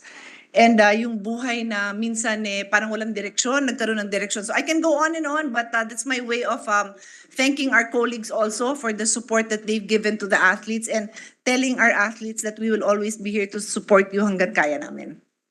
Thank you very much, Senator Pia. And also for the record, the Philippine team, not only the Arnis team, did very well, Majority Floor Leader, my dear colleagues. Number 5 sila. The Philippines was ranked 5. It's one of the highest rankings we've had aside from hosting. Kasi in hosting, number 1 palagi yung host. Pero itong SEA Games, napakagaling ni Bumble Tolentino, our chair or president of the POC, the brother, I don't know if it's the better one or the good one of Senator Tolentino, but we did very well. By 6 goals. What? Yes, Mr. Yes, the surplus, and the surplus, the gold medal, surpassed by 6 goals. And if you look at, and again, there's a tremendous pressure, my dear colleagues, on the sports politics. If you look at the silver medals, we won almost, we had the most number of silver medals. I think 89 or almost 90 silver medals. So that could have been golds. We could have been number 1. But of course, many of the sports was subjective. The rest is history. But kaya napakahalaga sa martial arts na you dominate your fight. Para sa ganun, talagang clear na panalo. So thank you very much, Majority Leader. Thank you, Mr. President, and I think it's also important to note so that the athletes, our athletes here inside this plenary would know that during your games, we would suspend sessions just to watch you guys and support you. That's So true. Monday and this is perhaps Tuesday. the most supportive Senate in the Philippine sports history. Sumisigaw tayo dyan sa baba. And with that, Mr. President, and with the permission of the body, may I move that all members of the Senate be made co-authors and co-sponsors of this resolution. So move, Mr. President. There being no objection to the motion of the Majority Floor Leader, I am proud to make this motion. I know there's a conflict of interest being the president of the NSA, but I'm just very proud that our men and women in the SEA Games did so well. With that, there being no objection, the proposed Senate Resolution number 63. Mr. President, my motion is just to include Yes, and all members. all members of the Senate be made Be made co-authors, co-author. Mr. President. Yes, Mr. there being no President, objection. Mr. President, So move. I know you're so excited, Mr. President. I just realized there's so many more Yes, resolutions. Mr. President, but Senator Bong Revilla Jr. would also like to insert into the record his co-sponsorship speech. Let it be manifested, Mr. President. Ang ating panday ng Senado, magaling yan sa espada. Yes, Mr. President. Magaling sa Mr. espada. President, no member wishes to interpolate or propose any amendments to the measure. I move that we adopt proposed Senate Resolution number 633, taking into consideration proposed Senate Resolution number 634, subject to style. I so move, Mr. President. There being no objection, proposed Senate Resolution number 63, taking consideration proposed Senate Resolution number 634, is hereby adopted by the Senate. Maraming salamat. Mr. President, thank you, Mr. President. With the permission of the body, I move to consider proposed Senate Resolution number 619, taking into consideration proposed Senate Resolution number 621, 622, 623, 625, and 640 for the Secretary General to read the title of the measure. This is the resolution congratulating and commending the members of the Philippine team in the respective sports. Yeah, So before moved, I Mr. recognize the Secretary, so that we'll do all of these sports and then we'll have a photo op right after. Yes, Batch per batch.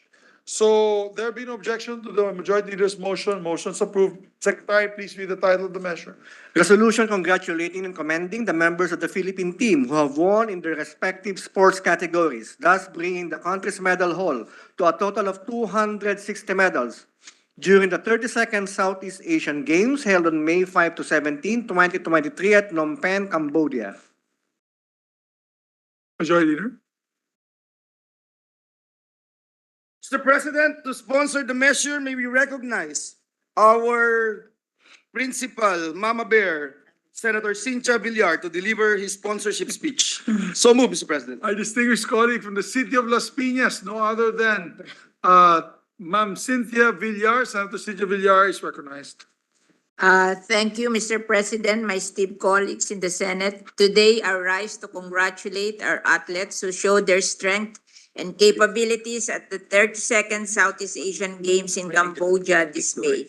They brought home a total of 260 medals, 58 gold medals, 85 silver medals, and 117 bronze medals. And those are not just their win, it is a win for all of us.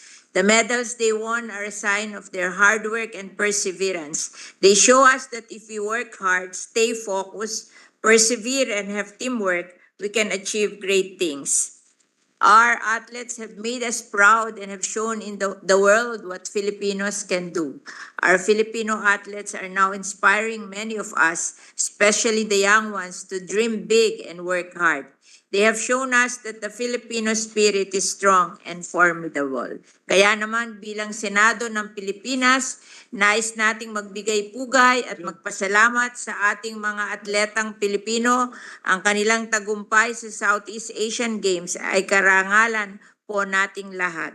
Mabuhay po ang ating mga atletang Pilipino. Salamat po sa inyo.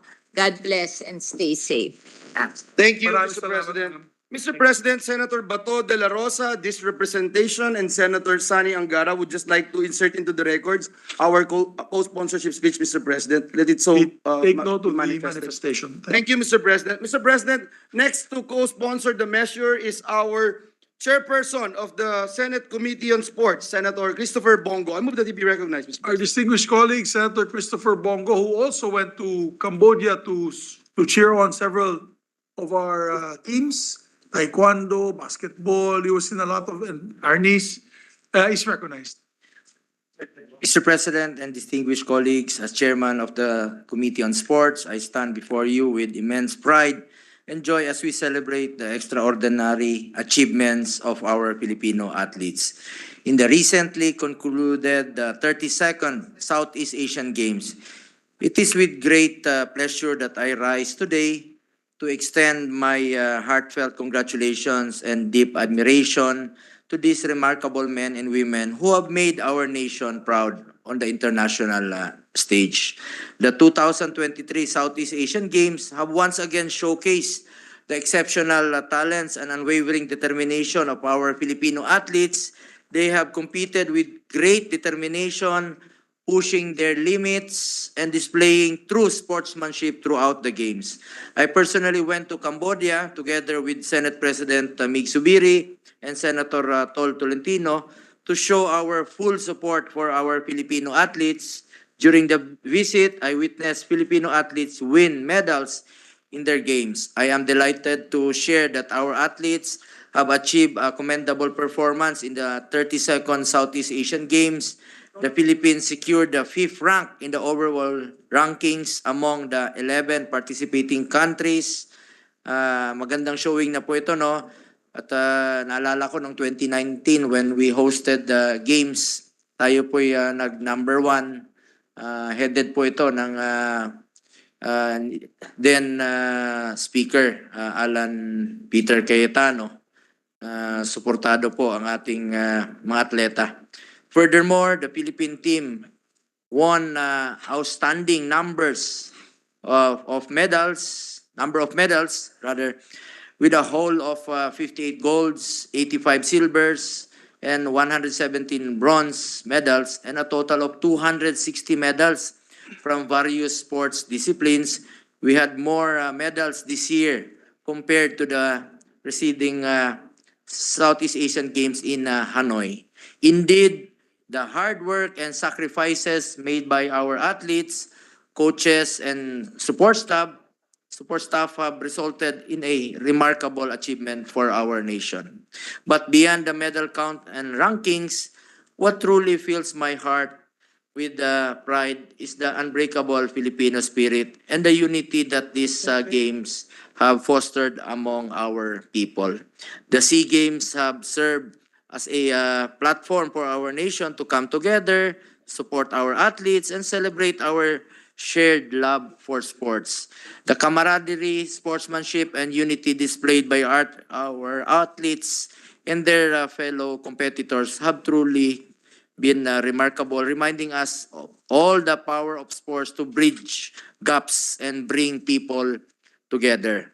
In light of this extraordinary achievement, I would like to express my sincerest gratitude and appreciation to our Filipino athletes for their relentless pursuit of excellence. As a nation, we are committed to further supporting and nurturing the talent of our athletes.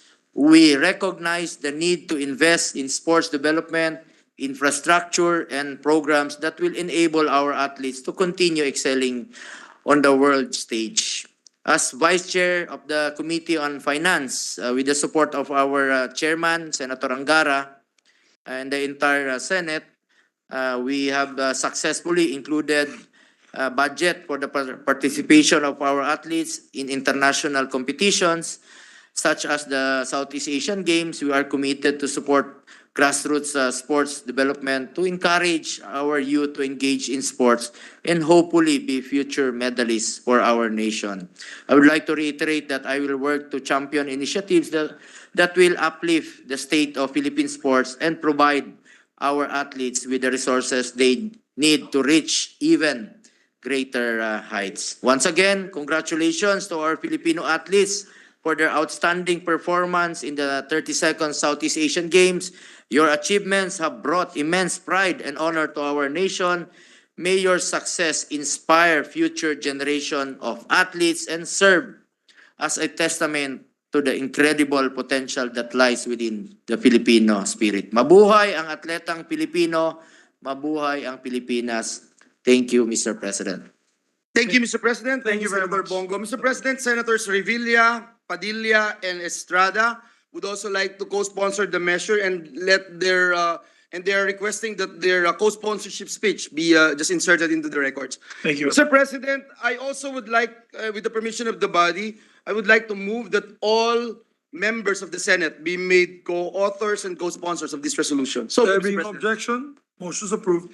Thank you very much, Mr. President.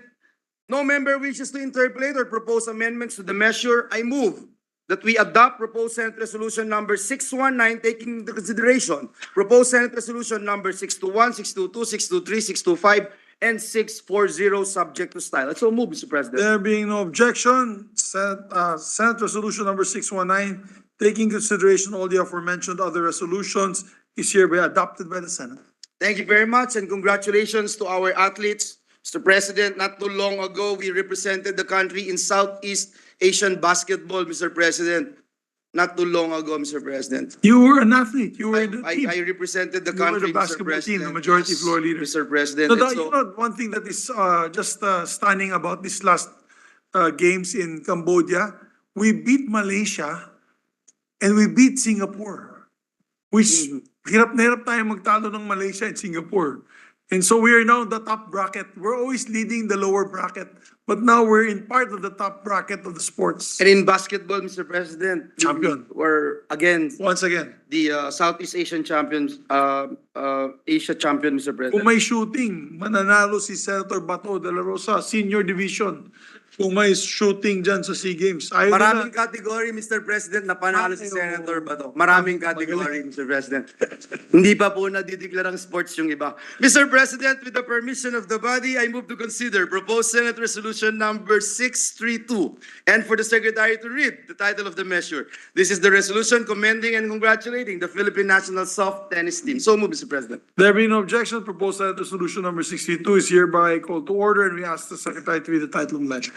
Resolution commending and congratulating the Philippine national soft tennis team for their outstanding performance during the 32nd Southeast Asian Games held in Cambodia.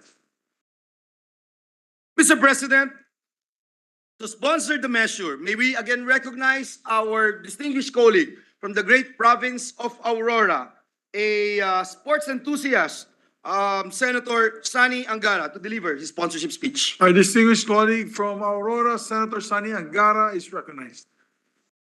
A sportsman himself, also a very... The president of Samahang Basketball ng Pilipinas, Mr. President. Yes. Thank you. We also Three-point shooter. we also won the gold against the Cambodian USA team, Mr. President. That's right. It was actually the US team, not the Cambodian team. Thank you, Mr. President. Thank you, Majority Leader, dear colleagues. Tumatayo po tayo muli para mabigyan ng karapatang pansin ang Philippine National Soft Tennis Team para sa kanilang mga naiuwing medalya nung nakaraang SEA Games sa Cambodia. It might be the first time that any member of this chamber has stood up to recognize the soft tennis team. It's not one of the glamour sports of our country, unlike boxing or bowling or basketball or billiards, which earned the lion's share, and now Arnis, of course, which now earned the lion's share of the recognition in terms of medals as well as in terms of legislative recognition. So, Mr. President, at the recent SEA Games in Cambodia, out of the 260 medals, 5 medals came from the achievements of the Philippine National Soft Tennis Team. 3 po ang gold, 1 silver at 1 bronze. Philippine soft tennis is a relatively new sport recognized by the POC or Philippine Olympic Committee fairly recently in the year 1988. It was incorporated as a regular event during the 1994 Asian Games in Hiroshima, Japan. It's worth noting that the Philippines participated in the sport in both the aforementioned events, and despite being a relatively young sport, we have achieved medals, or we have gained medals, won medals, hindi lamang itong nakaraang SEA Games, pati na rin po noong 2011 sa Indonesia at itong 2019 na hinost natin dito sa ating sariling bansa. So allow me, Mr. President, to put on record recognition for the following medalists from Phnom Penh. We have Noel, baka pwede silang tumayo pag nabanggit po ang kanilang pangalan. Noel Conchita Corazon Zoleta Mahalak and Princess Lorben Marie Katindig won the gold medal in the soft tennis women's doubles event, having beaten Thailand. Also, again, Zoleta Mahalak Katindig, Virvienica Isiaris Behosano, Christy Sanyosa, Fatima Aisha Amirul, and Noel Nikki Camille Zoleta also won the gold in the women's team event after a great performance against Indonesia, Mr. President. And finally, Zoleta also won the silver medal in the women's singles event. These are the triumphs of the Philippine National Soft Tennis Team for the women's division. Dito naman po sa men's division, si Joseph Arcilia, nagkaroon po ng leg spasms during the competition and yet was able to bravely and valiantly claim the gold medal in the men's singles event against Indonesia. And also Arcilia, Deo Talatayod, Mark Anthony Alcoseba, Sherwin Ray Nugit, Adjutor Moralde, and George Patrick Mendoza also made a podium finish after winning bronze in the men's team event.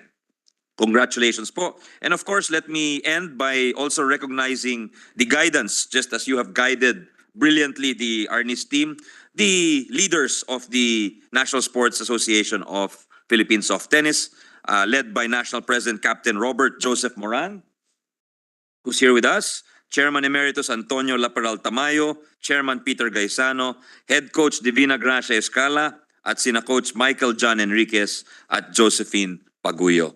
And of course, segundahan ko na po yung binanggit ni Senator Pia earlier that because of the presence of so many national sportsmen like yourself, Mr. President, who represented the Philippines once upon a time, like Senator Joel, who also represented the country for basketball, and Senator Pia, who I think played for volleyball, if I'm not mistaken, and so many other gifted athletes in this chamber. Senator Bongo, our chairman, is the Steph Curry of Philippine Senate basketball. Malit lang but nevertheless, if you see him shoot, you will be really impressed, Mr. President.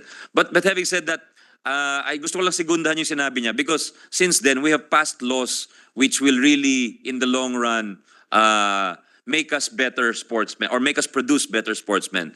Senator Gatchalian and Senator Go and myself, Senator Joel, Senator Pia, we pushed for the National Academy of Sports and also Republic Act 11699, which is the Athletes Incentives Act. And dati-rati po, Mr. President, ang nabibigyan lang po ng biyaya pag nag-medal ay yung atleta. Ngayon, pati yung mga coach ay may sarili ng reward dito sa ilalim ng batas na yon.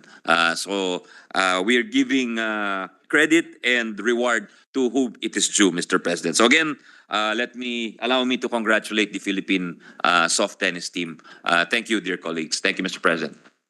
Maraming salamat, Senator Angara. Thank you. Congratulations to the Philippine soft tennis team. Sino pa?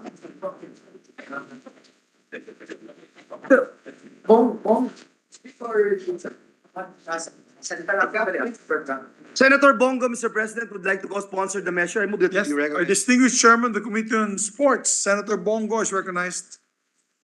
Mr. President, The Steph Curry of the Senate.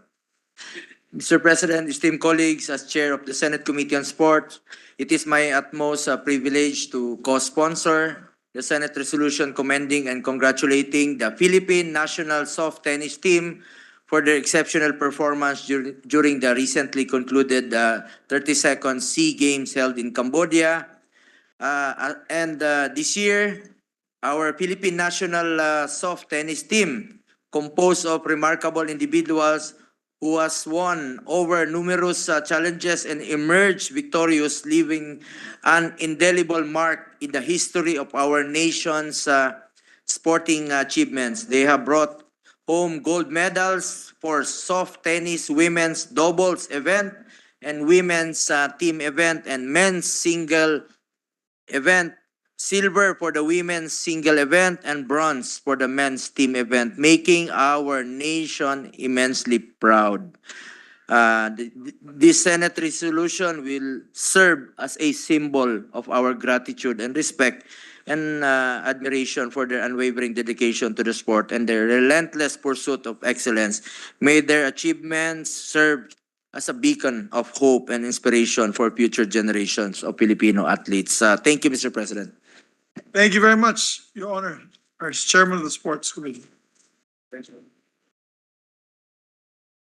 Yes, Mr. President. Mr. President, I move that, with the permission of the body, I move that all members of the Senate be made co-authors of this resolution. So move, Mr. President. There be no objection to the motion. Motion is approved. Mr. President, no other member wishes to interpolate or propose any amendments to this measure. I move that we adopt proposed Senate Resolution number 632, subject to style. So move, Mr. President. There be no objection to the motion. The resolutions, aforementioned resolutions honoring the teams, the soft tennis teams are hereby adopted by the Senate. Thank you, Mr. President. Congratulations. Mr. President, with the permission of the body, I move to consider proposed Senate Resolution number 617 and for the Secretary to read the title of the measure. This is the resolution commending and congratulating the Samahang Kickboxing ng Pilipinas. So move, Mr. President. There be no objection. Motion is approved. We ask the Secretary to read the title of the measure.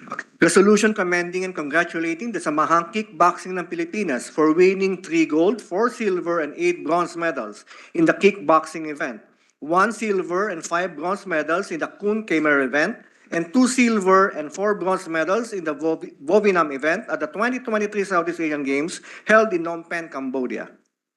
Mr. President, to sponsor the measure, may we recognize our dear colleague from the great province of Cavite, Senator Francis Tolentino, to deliver his sponsorship speech. There be no objection to the motion. We'd like to recognize our distinguished colleague from the great province of Cavite, another sports lover, another head of an NSA that also did very well in Cambodia, no other than Senator Francis Tolentino. Thank you, Mr. President. For the record, Mr. President, your Samahang Kickboxing garnered a total of 29 medals, Mr. President. 3 golds, 4 silvers, 8 bronze medals in kickboxing, 1 silver, 5 bronze medals in Kun Kemer event, 2 silvers, 6 bronze medals in the Vovinam event. Mr. President, they were here a few days ago, and to expedite this proceedings, Mr. President, if it may please this honorable body, I seek leave to have my sponsorship speech be inscribed into the Journal of the Senate. Thank you, Mr. President. Thank you very much, Thank you very Mr. much, President. distinguished Mr. President, next to co-sponsor the measure is the chairperson of the Senate Committee on Sports, Senator Bongo. I move that he be recognized, Mr. President. Our distinguished colleague from the Committee on Sports is recognized.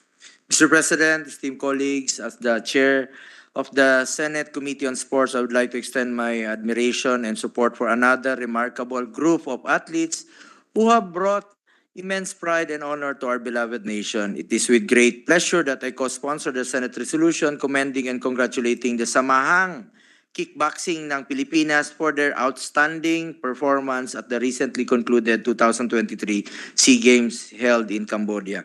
Mr. President, with sheer determination and immense skill, the members of the Samahang Kickboxing ng Pilipinas have shown the world what it truly means to be champions.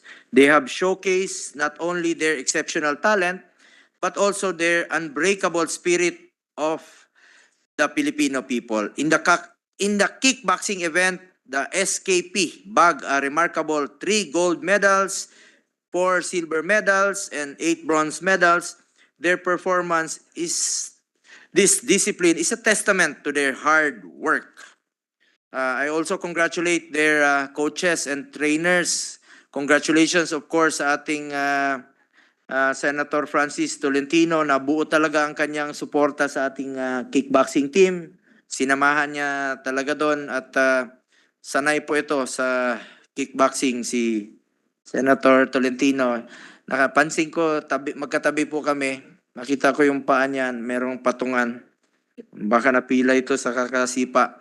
Again, let us join together in applauding the Samahang Kickboxing ng Pilipinas for their remarkable achievements in the 2023 Southeast Asian Games. May we continue to support and uplift our nation's sports and athletes in their pursuit of excellence. Mabuhay ang Samahang Kickboxing ng Pilipinas. Mabuhay ang mga atletang Pilipino. Thank you, Mr. President. Thank you very much. Mr. President, at this juncture, I move that all members of the Senate be made co-authors and co-sponsors of this resolution. I so move, Mr. President. There have been no objections to the motion of the majority floor leader. The motion is approved. Mr. President, no other member wishes to interpolate or propose any amendments to the measure. I move that we adopt proposed Senate Resolution number 617, subject to style. So move, Mr. President. There have been no objections. That resolution number 617 is hereby adopted. Thank you very much, Mr. President. Congratulations to our dear athletes. At this juncture, I move that we consider proposed Senate Resolution number 618, taking into consideration proposed Senate Resolution number 639. And for the Secretary to read the title of the measure, this is the resolution commending and congratulating the Philippine National Men's Basketball Team Gilas Pilipinas. So move, Mr. President. There have been no objections to the motion. We direct the Secretary to read the title of the resolution. Resolution commending and congratulating the Philippine National Men's Basketball Team, Gilas Pilipinas, for winning the gold medal in the 2023 Southeast Asian Games Men's Basketball Championships. Mr. President, I move that we recognize Senator Francis Tolentino to deliver his sponsorship speech. So move, Mr. President. Our distinguished colleague, Senator Francis Tolentino, is recognized. Thank you, Mr. President. I rise to sponsor Senate Resolution 618 commending our Gilas basketball team. And to expedite these proceedings, Mr. President, and if it may please this honorable body, I seek leave to have my sponsorship speech be inscribed into the Journal of the Senate. Thank you, Mr. President. Thank you very much, Senator Tolentino. Thank you very much. Mr. President, may I just be allowed to also insert into the records my co-sponsorship speech being former national athlete representing the Philippines in basketball competition in Southeast Asia. Thank you, Mr. President. Thank you very much. Mr. Congratulations to the team. Congratulations. We're Phenomenal very proud of them. I remember, Mr. President, when we were all watching the game here inside the lounge, Mr. President, and we kind of suspend and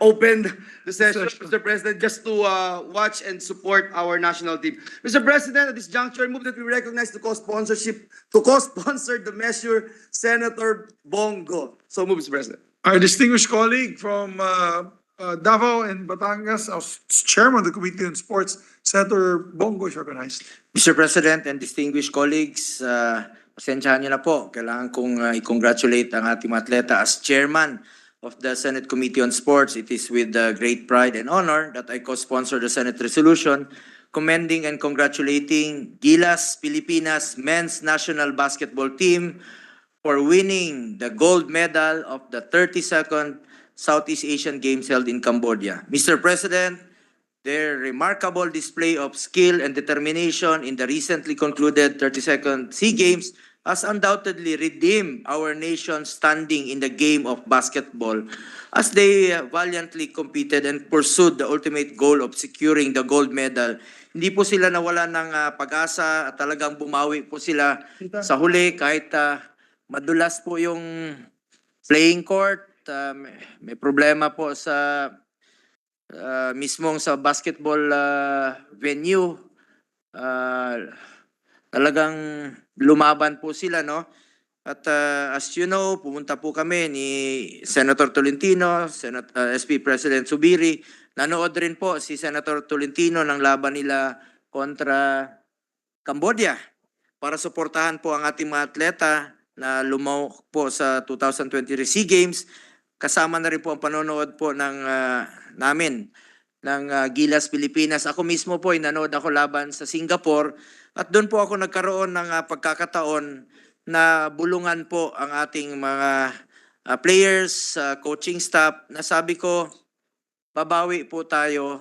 Mas masarap po ang pakiramdam na makabawi po tayo. Talaga nakabawi tayo. Tinalo natin ang Indonesia na tumalo po sa atin nung nakaraang taon. So tinalo natin ang Indonesia sa semifinals at tuluyan po nating tinalo ang Cambodia.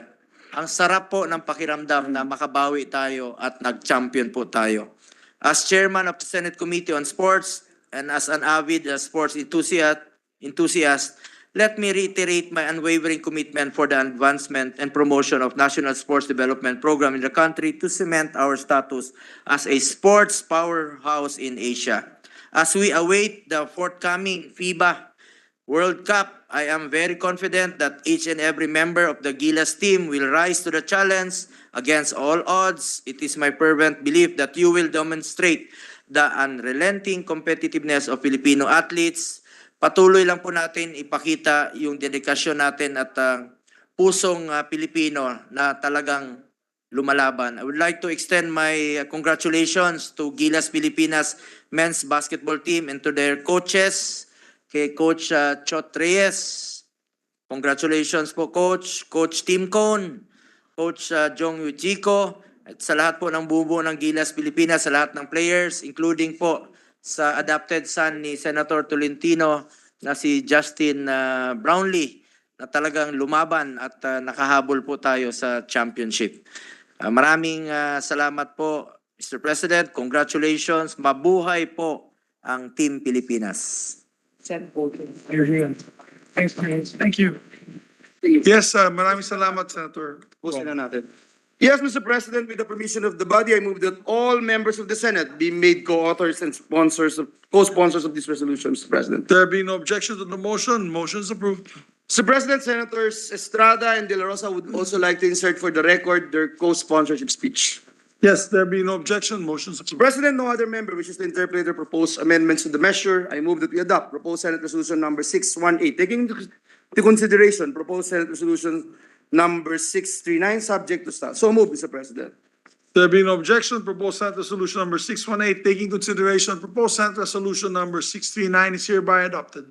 Yes, Mr. President, before we ask our athletes to join our Senate President and our distinguished colleagues in the podium to receive this resolution, may I just be allowed, Mr. President, to recognize Senator Francis Tolentino as we earlier this afternoon adopted the resolution expressing deepest sympathy and condolences to the former of the Senate on the passing of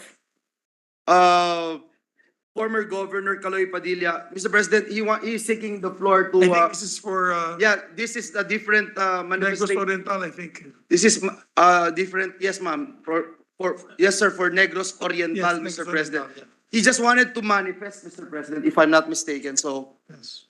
with regard to his PS Resolution number 650. Yes, I move yes. that he be recognized, Mr. President. The good gentleman from Cavite is recognized, Senator Tolentino. Thank you, Mr. President, because I understand from the Secretariat that there will be no second reference of business. This representation is taking the floor to introduce PS Resolution 650, a resolution expressing the deepest sympathy and condolences of the Senate on the passing of Negros Oriental Governor Carlo Guido Reyes just today, Mr. President. If I may be allowed to proceed, Mr. President. Yes, Mr. President. Yes, please proceed. I would suggest, Mr. President, that we consider this particular resolution now, as we are, Yes.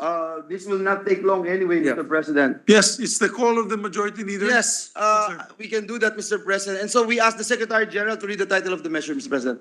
Yes, the Secretary is directed to read the title of the measure. Resolution expressing the deepest sympathy and condolences of the Senate on the passing of Negros Oriental Governor Carlo Guido Reyes. Yes, once again, we would like to recognize Senator Tolentino. Yes, Mr. President. We have been hearing for the last several weeks the Gamo case, Mr. President. And today, the governor of Negros Oriental, a place very close to my heart because I teach in Silliman University, Mr. President, Governor George Carlo Juan Guido Reyes, the successor of Governor Roel Digamo, passed away, Mr. President. Governor Reyes was formerly Vice Governor of Negros Oriental during the last May 22 elections, where he ran in tandem with Governor Digamo. He took the position of governor when Governor Digamo was tragically killed last March 4. And prior to assuming his position as Governor of Negros Oriental, Governor Guido Reyes served as Mayor of Gihulngan of Negros Oriental for 3 terms and as Vice Governor of Negros Oriental. Nakakalungkot po, Mr. President, kasi kapapas lang po ni Governor Roel Digamo and nasa stage na po ng quote-unquote, quoting a colloquial term, moving on na po ang Negros Oriental. Some mayors went to me yesterday, gusto nila matuloy ang barangay elections. And now, we have a public servant who devoted his life to his family and to the service of the people of Negros Oriental, who just died today, a few hours ago, Mr. President. So, Mr. President, I think it is likewise timely that we honor a man who has served not just the province of his small town, his small LGU, the small city of Gihulngan, and then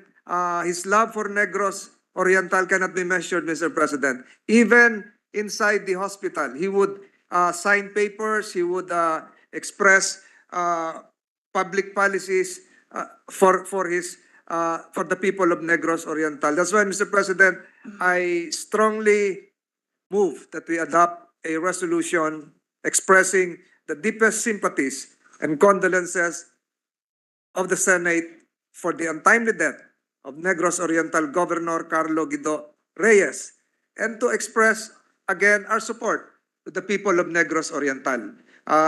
They have been in a period of transition and grieving for such a long time. Maraming salamat po, Mr. President, for taking up this resolution. Thank you. And before, I'd just like to add, Your Honors, Senator Tolentino, for the record, maraming namamatay ng governor ng Negros Oriental, si Perdices, I remember Macias, and then Digamo took over, then he passed away, and then now it's Guido Reyes. So, they have to break that chain of, I guess, death. We join, Mr. President, So we pray for them. We pray for all of them. the And call pray of for the our people. distinguished colleague to pray and continue supporting the great province of Negros Oriental. Yes. Mr. President, this juncture, may I move that all members of the Senate be made co-authors and co-sponsors of this said resolution. So move, Mr. President. There being no objection, motions. Mr. President, I move. No member wishes to interpolate or propose any amendments of the measure, Mr. President. I move that we adopt PS Resolution number 650. So, There Mr. being no President. objection, Senate Resolution number 650 is hereby adopted by the Senate. Thank you, Mr. President. May I ask for a minute suspension and invite our athletes to join our Senate President on the podium. Are we still For- pushing through with the Central Post Office Committee? Oh, After probably, After? Mr. President, so we Okay. can, We'll do the sports men first. sports, yes. So we shall suspend. Let's do it by batch. Maybe we can ask the Arnis team first, after which we can have, are the members of the POC here to accept the resolution of Senator Go, congratulating the Philippine team? Kung wala, we'll start with the Philippine team, Arnis team first. So session suspended.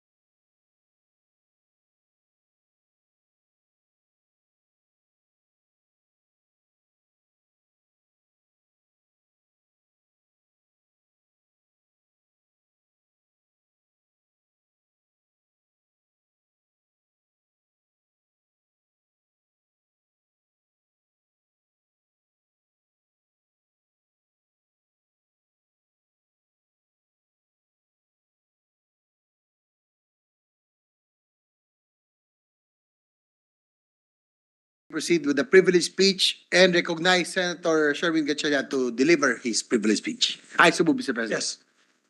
I think he's not paying attention. Senator Gatchalian, you're recognized to deliver your speech. Yes, thank you. While we are waiting, the other members for their sponsorship will tackle your speech first. Thank you, Please proceed. Mr. President.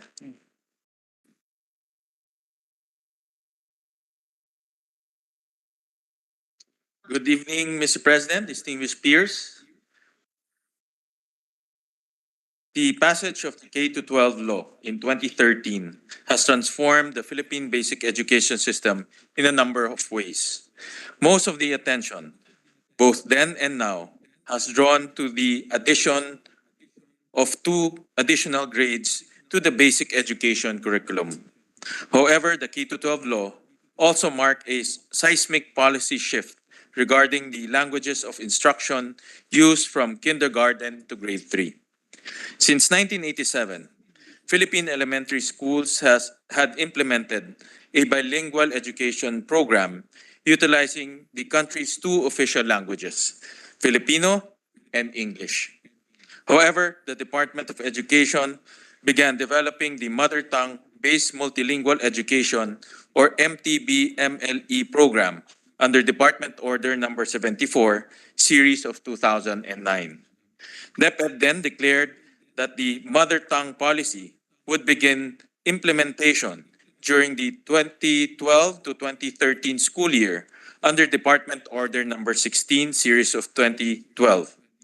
The shift to Mother Tongue-based multilingual education was formalized by Section 4 of Republic Act Number 10533, which requires children in kindergarten and grades 1 to 3 to be taught using the regional or native tongue of learners. The use of mother tongue as the medium of instruction in the early grades of school has long been endorsed by UNESCO and UNICEF as an essential foundation for learning. In simple terms, the theory supposes that children in the initial levels of schooling would be better able to grasp the curriculum if they are taught in the language they are most familiar with, the one they speak at home. It is only in later years of primary education when a lingua franca, such as English, should be introduced as a medium of instruction, once a solid foundation of knowledge and competencies has been built using the mother tongue. Sabi nga nila, ang wika ay nagsisilbing tulay tungo sa pagkamit ng kolektibong layunin. Sa lente ng edukasyon, malaki ang papel ng wika sa pagkatuto ng mga kabataan.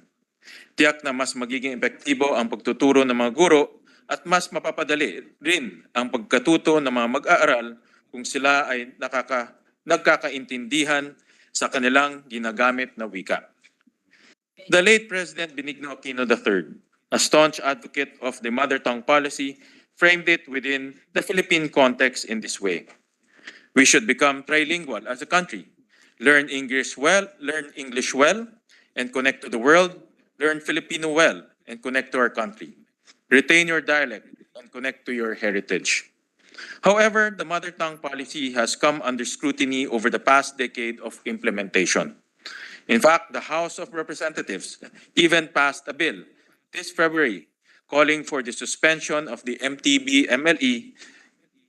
Public sentiment on the use of mother tongue as a medium of instruction appears to have soared as well. Our office commissioned the following question on September 17 to 21, 2022, survey conducted by Pulse Asia. Sa inyong opinyon, ano ang dapat gamiting pangunahing wika sa wika ng pagtuturo sa mga estudyante sa primaria o grade 1 hanggang 3? Respondents were provided 3 choices of which they could choose one or more: Filipino, English, or vernacular or language or dialect spoken by the ordinary Filipino in a particular region. 88% of the respondents said Filipino should be a primary language of instruction for grade 1 to 3 students, while 71% chose English. Only 38% of respondents chose the vernacular or mother tongue. Considering the fundamental importance of the language of instruction in a country like the Philippines, where 183 languages are spoken among our ethnically diverse population, the merits of the mother tongue policy and effectiveness of its implementation are vital topics to study for legislators, policymakers, and education stakeholders.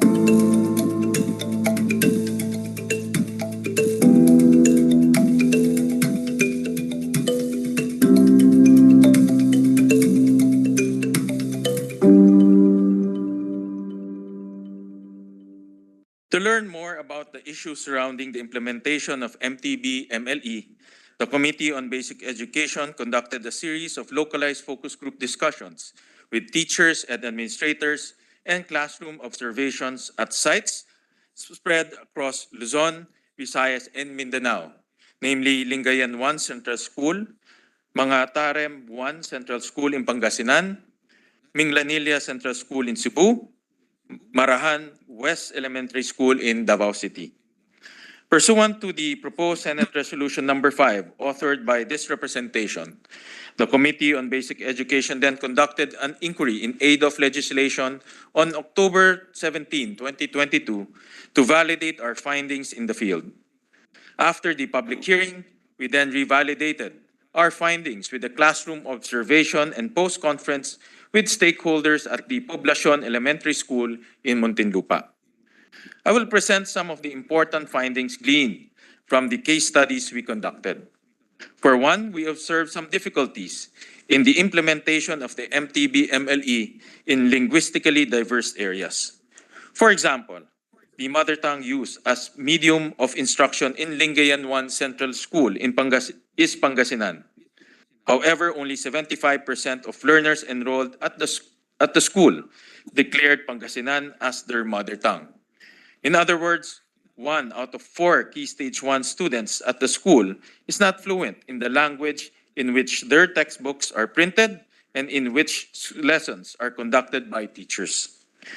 The situation is even worse at Marahan West Elementary School in Davao City, where around 40% of Key Stage 1 learners declared Davao Bisaya as their mother tongue, while the rest of the learners declared Matigsalug, Manobo, Hubo Manobo, Liangan, Bogabo, English, Ilonggo, and Tausug as their mother tongue.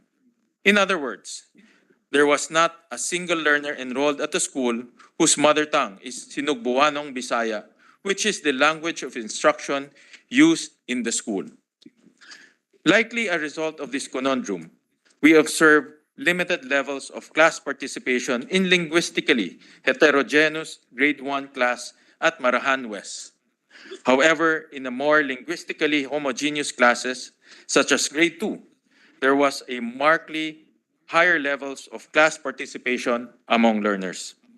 Based on data, we can see that the implementation of the mother tongue policy is linguistically diverse areas may be discriminatory against learners who are not fluent in the regional language chosen as the mother tongue medium of instruction. Speakers of the mother tongue hold a significant advantage over those who do not speak it, a situation that is unlikely to arise under the previous bilingual program of education. In Pangasinan, the DepEd District Supervisor of the Municipality of Bolinao also reported difficulties in the implementation of the MTB-MLE due to the linguistic diversity of the area. While the mother tongue medium of instruction is Bolinao, Ilocos and Pangasinan are also spoken in the area. Even some of the teachers who hail from municipalities outside of Bolinao are not fluent in the medium of instruction. As a result of these factors, teachers in the area often resort to the lingua franca of Filipino to conduct lessons as this is the language spoken and understood by all learners. Sa aking pong pag-ikot, as far as yung question ng kanina, na multilingual kami, talaga pong nahihirapan din tayo. But if we're going to look at the survey now, kung talagang magkakandak na po kami ng actual survey, ang main na po na dialekto ng aming mga learners is Filipino. So ang isang teacher ngayon na meron siyang iba't ibang learners na iba-iba ang salita, wala po talaga tayong gagawin kundi gamitin ang lingwahe na naiintindihan ng majority nating mag-aaral, which is Filipino. Kasi mayroon pa tayong teachers galing sa ibang distrito ng Pangasinan. Meron kaming mga taga-Agno, may mga taga-Bani na hindi naman sila locals ng aming bayan. So ang talagang gagamitin po nila dyan is Filipino. Sa amin po, sa Bulinaw, even yung mga locals na namin ng mga teachers, I doubt na diretso ang pagsasalita ng Bulinaw. So, they really have to resort doon sa Filipino para lang makater yung lesson na ibababa sa mga learners. Kung ang mga guro mismo na sila ang nangunguna sa mga talakayan ay hindi bihasa sa ginagamit nilang wika, paano pa kaya ang mga bata? Paano sila matututo? Again, we must remember that one of the strongest theoretical selling points of the mother tongue policy that it is better to teach learners in the language they already know and understand. However, as we see, this theory does not hold in practice among linguistically diverse learner populations. And in the Philippines, this is a common circumstance. Instead, we are left with situations in which large portions of our learners are forced to study materials and participate in class discussions using languages which they are not familiar. These are learners being left behind. Another issue observed in the implementation of the MTB-MLE is problems in bridging between Key Stage 1, or kindergarten to grade 3, and Key Stage 2, or grade 4 to grade 6. In Key Stage 1, the mother tongue is the medium of instruction for math and science. However, in Key Stage 2, the medium of instruction abruptly switches to English. Bridging refers to when the teacher switches between the mother tongue and English during instruction to ensure that the learner is able to understand the corresponding terms in English. In Pangasinan, Cebu, and Muntinlupa, teachers reported significant difficulties for grade 4 learners who are suddenly forced to take up math and science classes in English after 4 years of schooling in the mother tongue. During the Muntinlupa classroom observation, we observed that learners in Key Stage 1 were significantly more participative in math and science lessons compared to grade 4 students. Their lack of engagement may be partially attributed to their lack of competency in English. Sa grades 1 to 3 po, ang assessment po nila, periodic assessment po nila is Tagalog. The same thing with the numbers po. 45, ganun po. What I am seeing, sir, is that nag-iisa na lang si English po mula grade 1. Tapos third quarter, fourth quarter po siya ng grade 1. And then grade 2, grade 3, English na lang po. Kasi po ang science is agham na, Tagalog na rin po siya. So, pagdating po ng grade 4, less ang exposure nila sa English. Tapos, tatanggapin po namin yung fact na English ang subject, pero tinatranslate din po namin for their understanding. Kaya pagdating po ng grade 4, bago pala, para siyang bombang sumasabog sa mga bata. Kung bibigyan namin sila ng pure English. So, ang nangyayari po talaga, I must admit, parang siyang yung addition of numbers na ayaw gawin ng bata. Tulad ng sinasabi ko sa bata, hindi mo siya matututunan pag hindi mo ginawa. So, we learn something, we learn new language by doing and by using it po.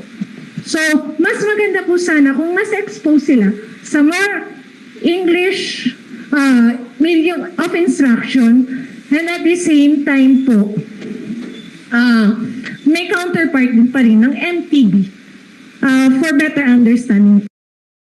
Kung tutusin, sadyang mahirap nang aralin ang asignaturang tulad ng math and science Dadagdagan pa ba natin ang pasanin ng mga mag-aaral sa biglang pagpapalit ng wika ng pagtuturo? A veteran teacher in Pangasinan also identified bridging as a problem because of the extra time it takes to get through lessons. Explaining the same lessons twice in two different languages takes away significant time which could have been spent delving deeper into the lesson plan for the day.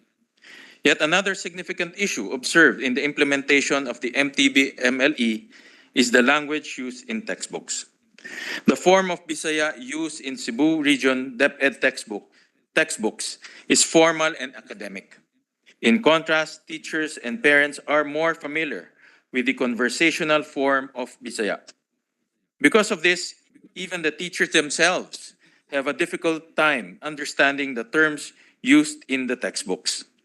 When learners are given homework wherein the textbooks are to be used as reference materials, the parents would get in touch with teachers to request help as they too do not understand the terms used in the textbooks. An example provided by a teacher is how reference is made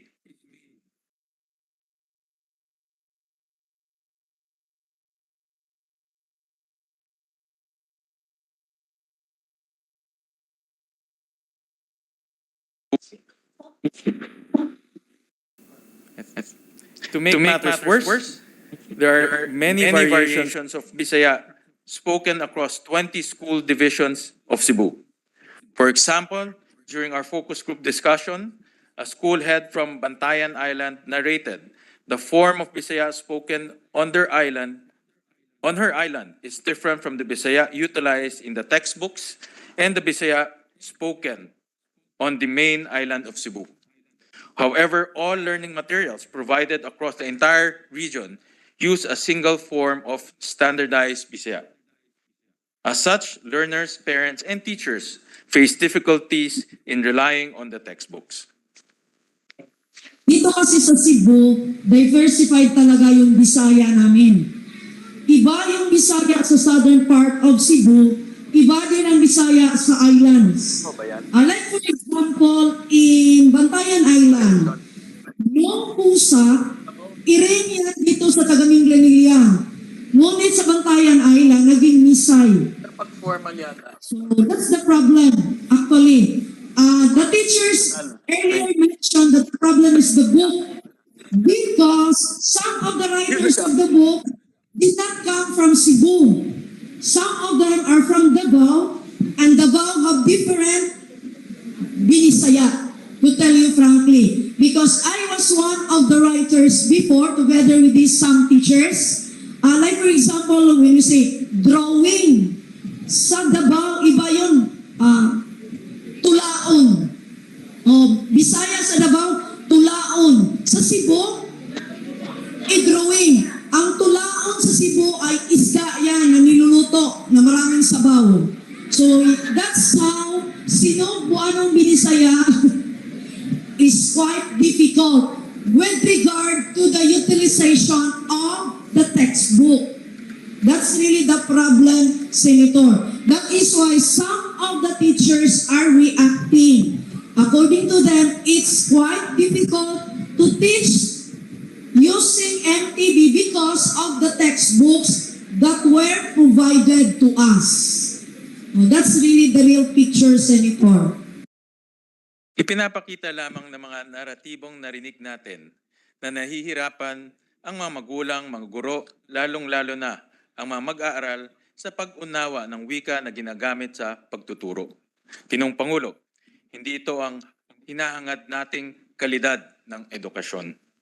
Perhaps the most alarming obstacle observed in the implementation of the MTB-MLE is in Davao, where the form of the mother tongue chosen as a medium of instruction is not the form of the language actually spoken by learners in the area. The prevailing mother tongue of the Davao region is Davao Bisaya, a specific form of the language. However, Davao Bisaya does not have the orthography, a system of writing the language. Because of this, the DepEd Central Office chose Inubuanong Bisaya or Cebu Bisaya as the medium of instruction for mother tongue education in Davao. Conversational Davao Bisaya is different from the Sinugbuanong Bisaya found in the textbooks and modules used at Marahan West Elementary School and other schools in the Davao region. Hence, the terminologies used are in fact foreign to the learners, parents, and even teachers. This was a major challenge, especially during the pandemic, when parents themselves could not understand the modules to guide their children. Consequently, the lack of orthography for the Davao Bisaya language affects the availability of training and other resources that would have capacitated the teachers to teach in the mother tongue.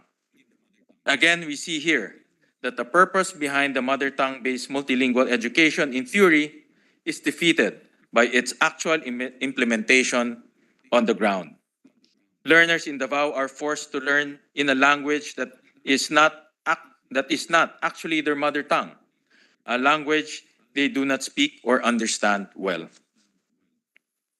Even nung una pa, use naman talaga Bisaya to help para ma-translate yung mga lessons ng mga bata.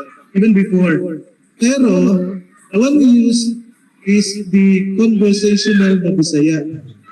The Bisaya ginagamit ng mga parents and the brothers and sisters sa loob ng bahay. Di ba? Sabihan niya. Sa color sa imong t-shirt. So the word color pa lang, so iba yung conversational na Bisaya, a standard type na sinugbuan ng Bisaya na nasa curriculum. So nahihirapan kami, at saka yung mga bata, from Matigsalog, then we have already this conversational na Bisaya, then papasukan pa ng standard type na sinugbuan ng Bisaya. So it becomes a new, the terms na ginagamit doon are all new and foreign. Parang nagiging foreign siya. So, nahihirapan kami, doon nagkakaroon ng gap. Kasi yung mga parents at home, nahihirapan sila magturo sa mga anak nila because hindi rin nila alam yung mga terminologies doon. And kahit kami nga nahihirapan. What else ba kaya yung mga parents at home? It is clear that the implementation of the MTB-MLE in Davao does not comply with Section 5F of the K-12 law, which states the curriculum should adhere to the principles and framework of mother tongue-based multilingual education, which starts from where the learners are and from what they already knew, proceeding from the known to the unknown. The policy decision of the DepEd Central Office to use Sinugbuanong Bisaya in the Davao region clearly violates the MTB-MLE mandate because Davao schools are not using the actual prevalent mother tongue in the region, Davao Bisaya, but rather the mother tongue of Cebu.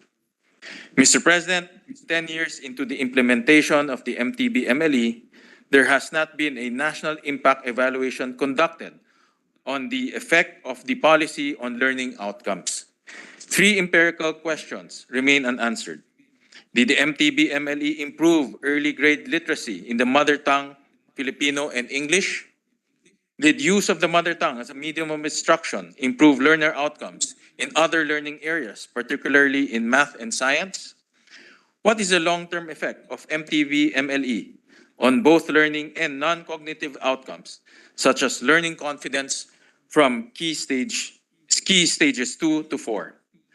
To be fair, it should be noted that the anecdotal evidence from the classroom observation does return positive results in some respects. For example, it was clear across the board that learners who speak the mother tongue medium of instruction of their schools were more active participants in lessons conducted in that language. This point is highlighted by the noticeably lower levels of participation in Key Stage 2, math and science. For example, where the medium of instruction shifts from mother tongue to English. In the absence of direct empirical evidence of MTB-MLE's impact on learning outcomes, we may look to data extrapolation using validly comparable data. In our case, we use scores from the Trends in International Mathematics and Science Study, or TIMSS, in 2003 and 2019. National performance in grade 4 math and science substantially declined on TIMSS 2019 compared to TIMSS 2003. The absolute decline in math is 61 points and 83 points in science. Controlling for other variables such as the language of assessment, curriculum coverage, socioeconomic status, and teacher quality, it is empirically valid to conclude, based on what we have observed in our focus group discussions and case studies of national scope, that the decline in learner outcomes observed may be partially attributable to the implementation of the mother tongue-based multilingual education program, which started during the 2012 to 2013 school year. Of course, the major caveat here is that this hypothesis must be subjected to further validation after in-depth data collection and analysis.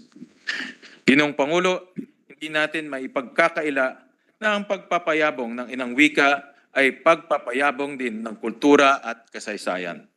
Ngunit kung sa pagpapatupad nito ay nakasalalay ang kalidad ng pagtuturo ng mga mag-aaral, marahil ay napapanahon na ring masuri natin ang implementasyon nito. To be sure, the mother tongue policy was set into place with only the best intentions of its architects, who hope to provide Filipino learners with a linguistic advantage in the critical early years of their education. However, based on what we have discussed here today, it is more than reasonable to conclude that there are serious challenges facing the implementation of the MTB-MLE in areas all throughout the Philippines. Considering that the MTB-MLE was one of the major reforms instituted by the K-12 law, this is a serious topic of discussion for legislators, policymakers, and education stakeholders. Education policy, like any public policy, is a perpetual work in progress. What may have seemed like a good idea a decade ago may not necessarily be a workable solution today. At the same time, however, it is often the case in the Philippines that while the law itself is sound, its implementation leaves much to be desired. Bilang isang archipelagong bansa na kinabibilangan ng iba't ibang komunidad na may kanya-kanyang wika at dialekto, tiyak na hati ang hinatnang epekto ng implementasyon ng MTB-MLE. Saksi ang mga guro at mga magulang na hindi ito epektibo para sa lahat. Pakinggan natin ang boses nila, lalo na't walang teorya ang makakapantay sa realidad na nararanasan nila. Tsule, sila mismo ang patunay na hindi one size fits all ang pagpapatupad ng MTB-MLE. Bilang mga mabatas, paano na upang pakinggan natin ang boses ng mga guro at magulang na tinaguriang frontliner ng sektor ng edukasyon.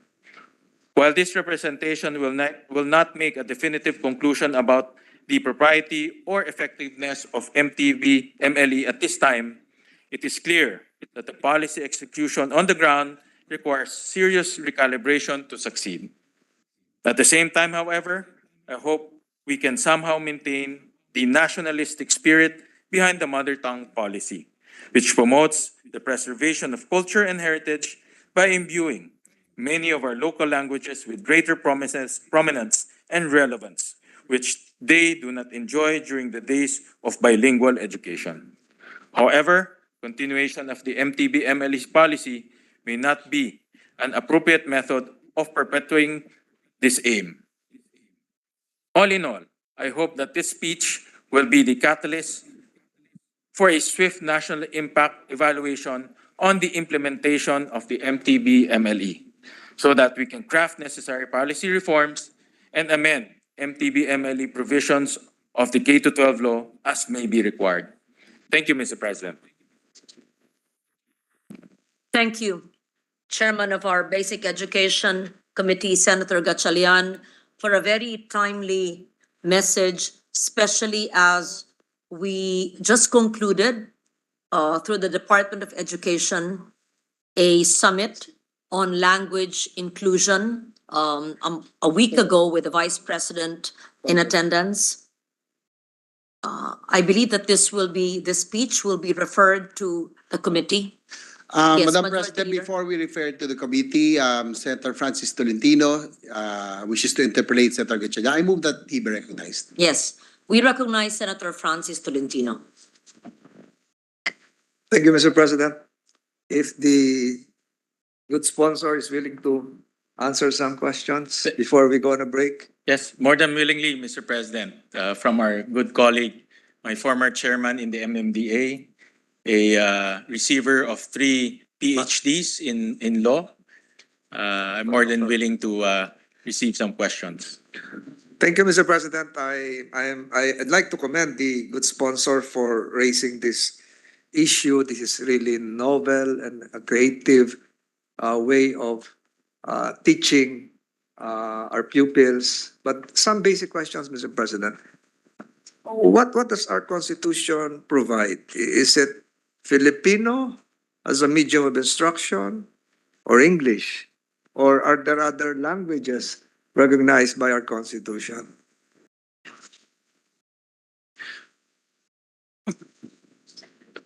Section 6. Yeah. Well, Mr. President, let me just cite the exact provision in our Constitution under language. Section 6. The national language of the Philippines is Filipino. As it evolves, it shall be further developed and enriched on the basis of existing Philippine and other languages. Subject to the provisions of law and as the Congress may deem appropriate, the government shall take steps to initiate and sustain the use of Filipino as medium of official communication and as language of instruction in the education system. So that's the exact provision in our Constitution, Mr. President. So, in effect, Mr. President, our Constitution is clear that the medium of instruction should be Filipino. And the following section, Mr. President, of the cited article of the good sponsor, Section 7, speaks of, for purposes of communication instruction, the official languages of the Philippines are Filipino and until otherwise provided by law, English. The regional languages are the auxiliary official languages in the regions and shall serve as auxiliary media of instruction therein. Is there a difference between the mother tongue and the auxiliary languages? Because, Your Honor, you mentioned 183 dialects in your speech a while ago.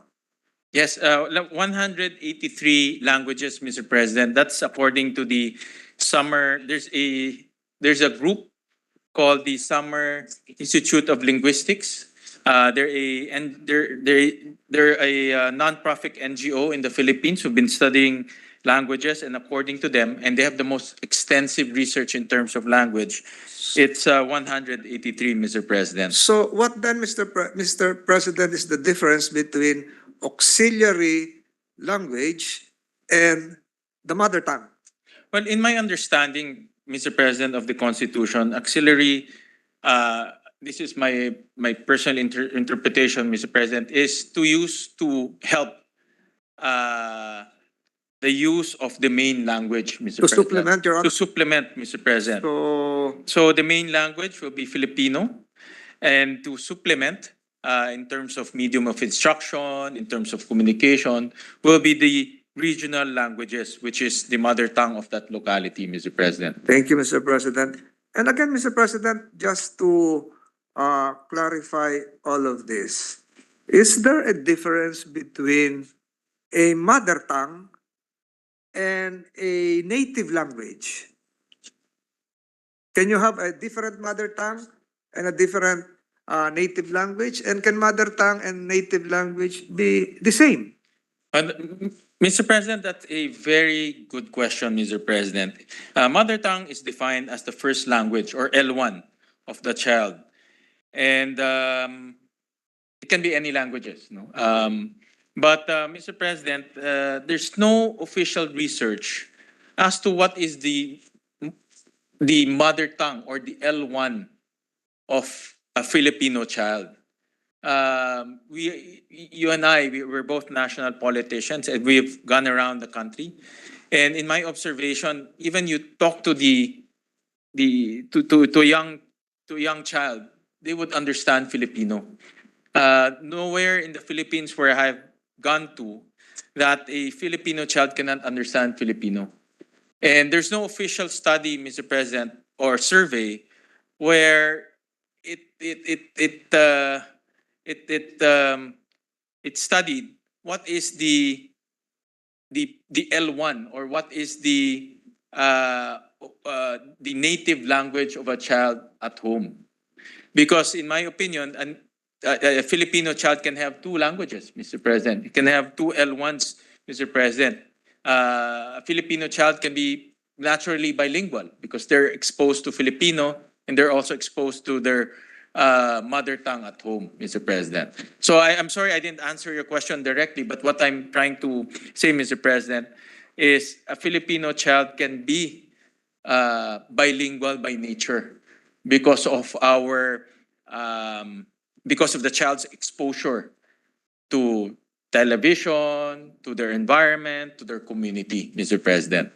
If I may. Thank you, Mr. President. If I may, with the permission of the sponsor and the very interesting questions of Senator Tolentino, I understand the query is the difference perhaps, or is it one and the same of the mother tongue and a native language? And thank you for the answer of the good sponsor. If I may just mention, in my understanding, the mother tongue is the first language to which the child has been first exposed to or has been using in the first environment to which he or she has been exposed.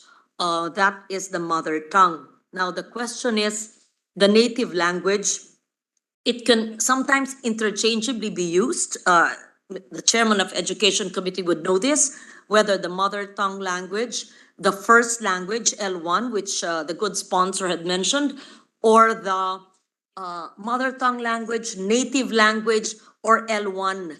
It can sometimes be interchangeably used. But I believe that the mother tongue language would be the first language that the child has been exposed to in the critical periods of his or her existence, at the beginning of his or her life. A native language can be that mother tongue language or could be other native languages in his or her environment. If he's, for example, from Antique, it could be Hiligaynon, Akyanon, Kinaraya, Filipino. So may I also mention that there are children and even adults who may not understand Filipino as we know it. And I come from a province where there is a language called Kinaraya, different from our neighboring province of Iloilo, which speaks Hiligaynon, and those even in upland areas may not understand the neighboring province's language, which is Hiligaynon, and may not understand Filipino as well. So I hope I had shed light on the interesting discussions, and this is really worth not just Senate discussions, but the summit. It's so interesting. Thank you. Thank you, Mr. President. I totally subscribe to the interjection of the presiding officer, but to pursue this further, while the good sponsor was delivering a speech, I made some quick research, and my understanding is, and I agree with the sponsor, your mother tongue is your language from birth, emanating from the language of your parents. To give a concrete example, there are Filipino families living in the East Coast. New York, for instance. A child born in New York from a Filipino mother and father would strive to speak within that home the Filipino language. Tagalog. Tagalog po yung salita nila. And from my understanding, that is the mother tongue. The original language learned from birth of the child. But the environment perhaps would be different.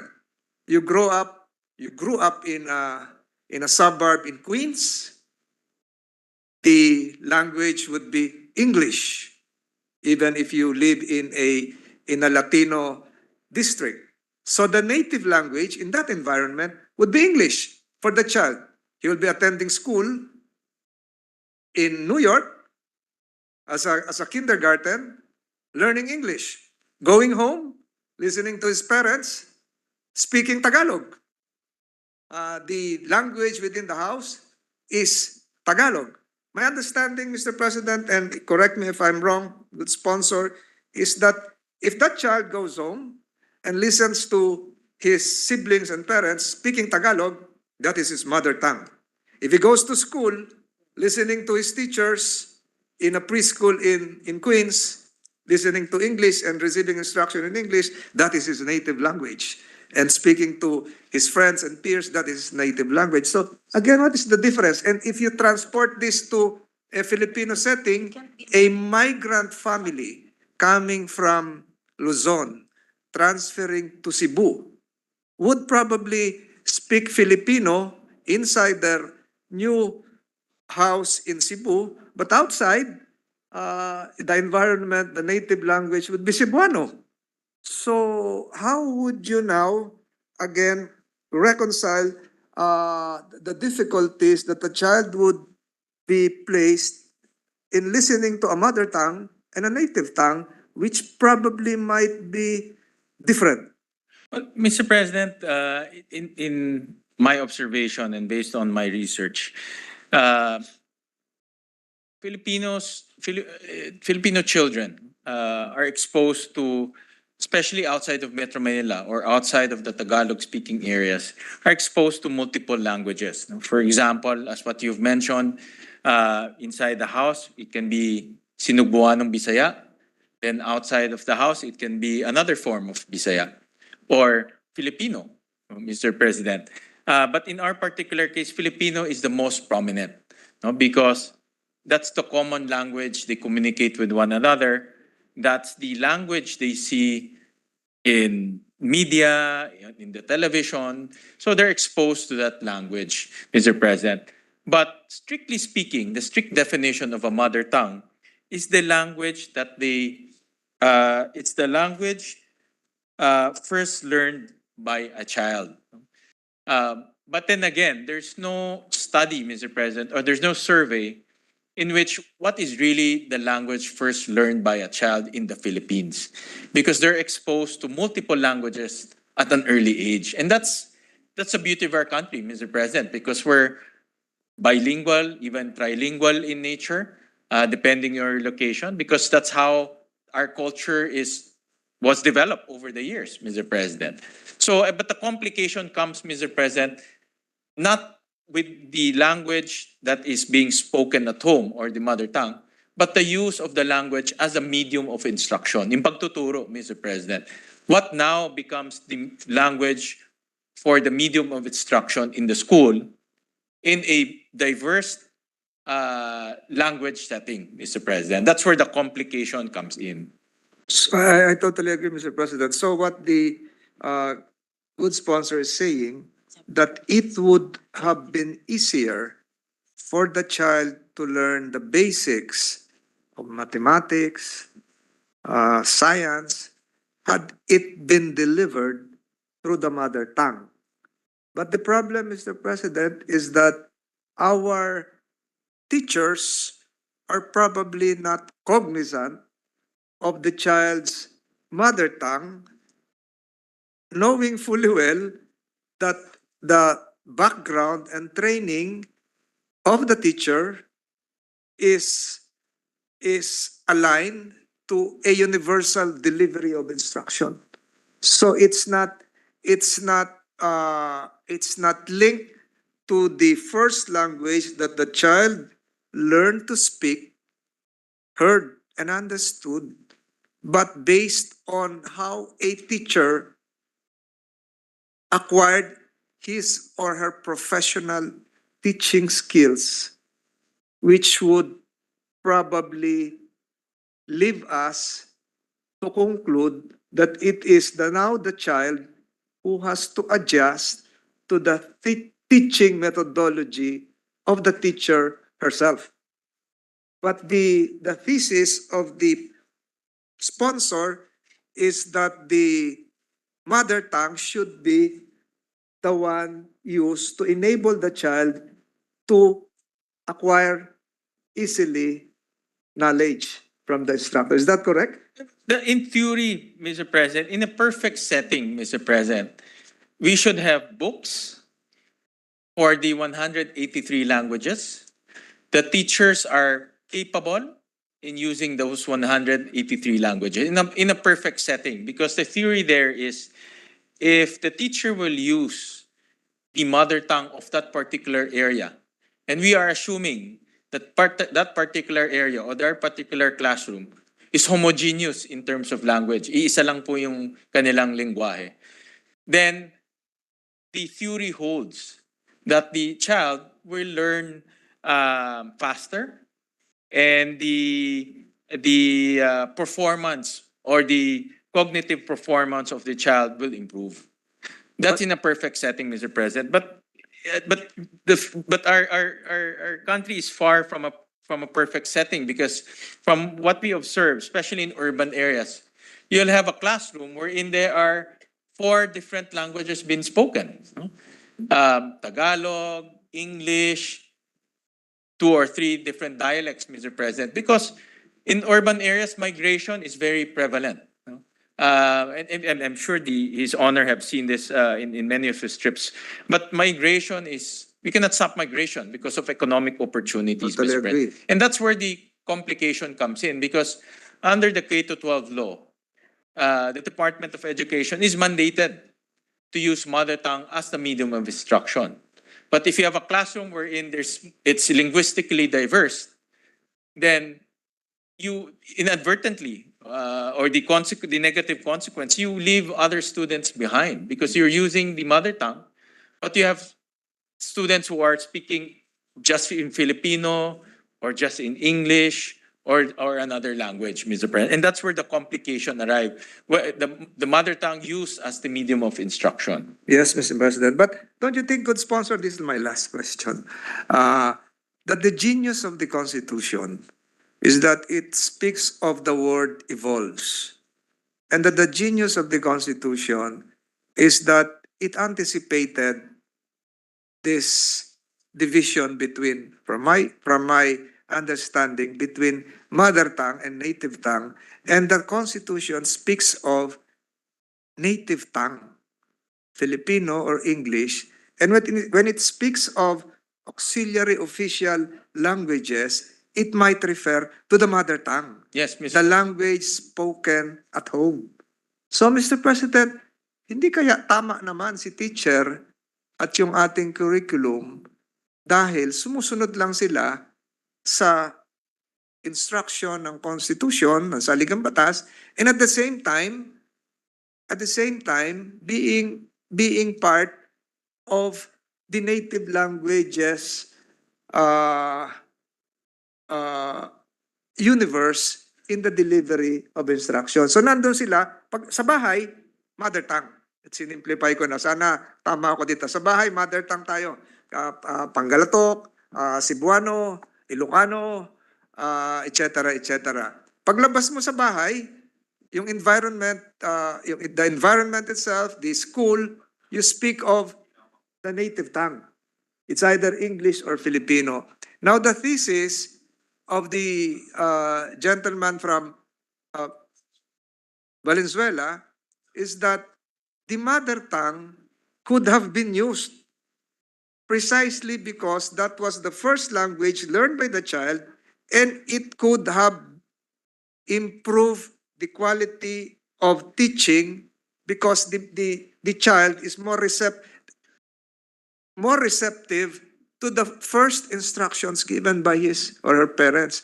So I understand, good sponsor, resources, funding, the training of the teachers, but then again, this division between the mother tongue and the native tongue will not be easily resolved. No, Mr. President. Because, if I may pursue, because in the presentation shown a while ago by the good sponsor speaks of the need to advance learning in science and math. Science and math are spoken in universal languages.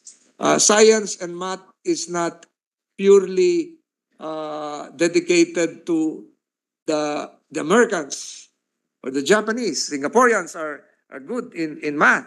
Germans are good in science. So will there be a prolonged predicament if we continue the same mode of teaching that we're doing right now? Or is the lack of quality in learning attributable to other factors? Poverty, nutrition, lack of facilities inside the house, or probably the child doing other things that would not help or assist in his or her early learning stage. It's not probably just the language, but other factors may be involved. Would the good gentleman subscribe to that theory likewise? That's absolutely valid. The comment of his honors, the comment of his honor on the other factors is definitely valid. The graph that we showed earlier based on the TIMSS large-scale examination took in factors such as poverty, such as socioeconomic classes. And between 2003 and 2019, not much have changed in terms of demographics in our classroom, Mr. President. So, although the caveat here is this needs to be validated by experts, but there are no other studies conducted, even after the full implementation of the mother tongue in 2013. So in the absence of an assessment or a study or a evaluation of the mother tongue, we took available assessments. And this is what we discovered, Mr. President. And this took into consideration all things equal, socioeconomic, demographics. And we found out the only significant change in this is the change in the medium of instruction. Because in 2003, the medium of instruction, we were under the bilingual policy at that time. In 2013, we changed it to mother tongue. And based on the data that we have, it might have, this is not conclusive, Mr. President, good sponsor, but it might have negatively affected the performance of our learners in math and science. This is particularly in math and science, Mr. President. So that's why the call to action is to immediately conduct an evaluation and assessment of the mother tongue. It's been 10 years, more than 10 years, Mr. President. It's really about time to look whether this concept is beneficial or it has adversely impacted the performance of our learners, Mr. Thank you, President. Mr. President. Nabanggit ko po yun kasi I know for instance several areas I just make an that appeal to before our a child colleagues. goes to school, nag-iingit pa ho. My dear colleagues, I just make an appeal. We still have several measures online on deck. My last comment, Mr. President. I thought it was just a quick manifestation. On the gentleman from Valenzuela, it took about an hour.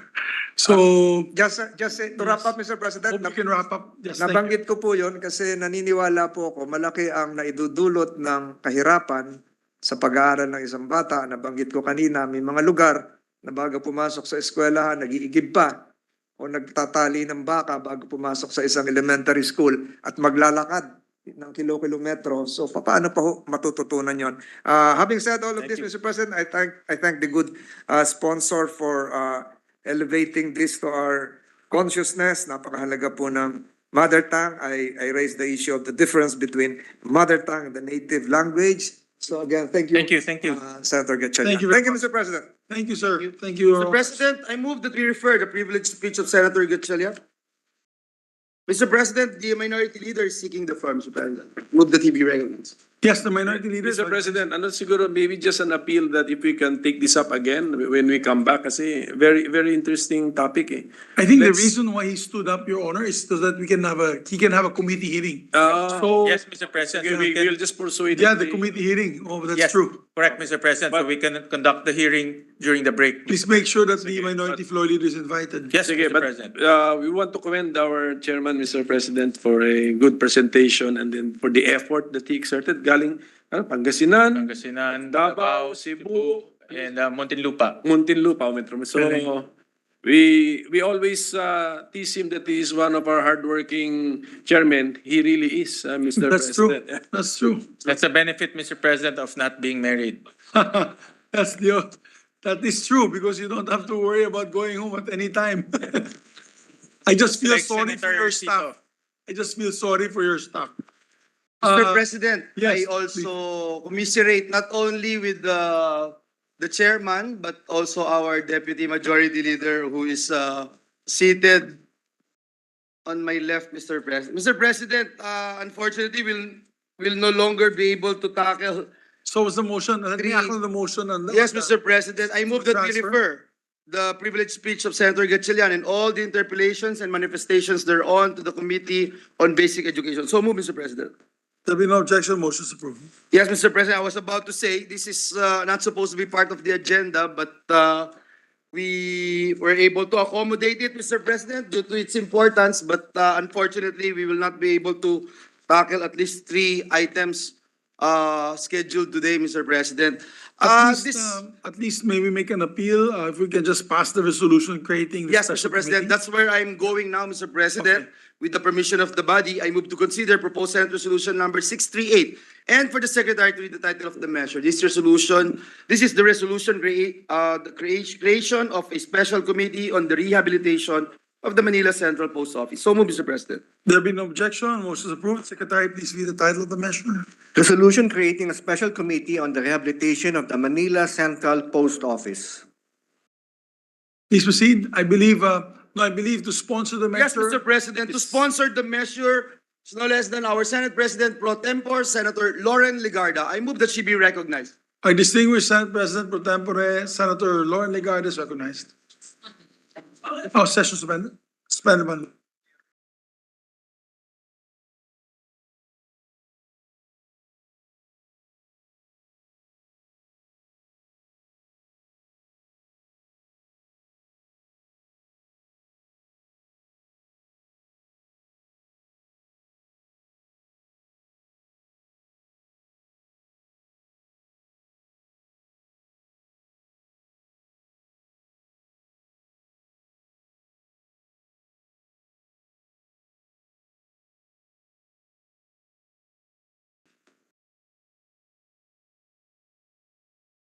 Thank you, Mr. President. My dear colleagues of this August chamber, this is the last day, I believe, of Heritage Month, and this is very apt. During the late evening of May 21, a massive fire broke out at the historic Manila Central Post Office, resulting in the destruction of the iconic building and famous landmark in Manila. This caught the attention of every Filipino and left our hearts heavy and our spirits saddened. One of the country's historic buildings has been engulfed in flames and reduced cultural treasures to ashes. Originally built in 1926, the Manila Central Post Office is a masterpiece of neoclassical design by renowned architects Tomas Mapua, Juan Marcos Arellano, and Rolf Duane to house the headquarters of the then Bureau of Posts. After being severely damaged during the Battle of Manila in 1945, the Manila Central Post Office was rebuilt in 1946 and has since then continued to serve as a center of Philippine postal services and served as the headquarters of the Philippine Postal Corporation for its mail sorting distribution operations immediately prior to the fire. The Manila Central Post Office building has witnessed the ebb and flow of time, a silent observer of countless stories, events, and memories. The ravages of the devastating fire threatened to erase a part of that history. It is unfortunate that this incident took place during National Heritage Month. This important cultural heritage holds immeasurable value, and its destruction is a profound loss for us Filipinos. The Manila Central Post Office is not just a building from a bygone era, it is a part of our identity, our collective memory, and our legacy that has stood for generations. The preservation of a historical treasure should not only be a passion, but a lifelong mission. And preserving our cultural heritage is not just about the physical structures, but also the intangible aspects, the stories, traditions, and values that are intricately woven into the fabric of this building. This restoration project is a tribute to those who have come before us, to their craftsmanship and their vision. It is a commitment to future generations, a promise that we will pass on this rich heritage, instilling in them a sense of pride and responsibility. As legislators, let us take up the mantle of stewardship so we can breathe new life into this magnificent structure. This august chamber can exhibit our unwavering commitment and collective efforts to allow this heritage to stand tall once again.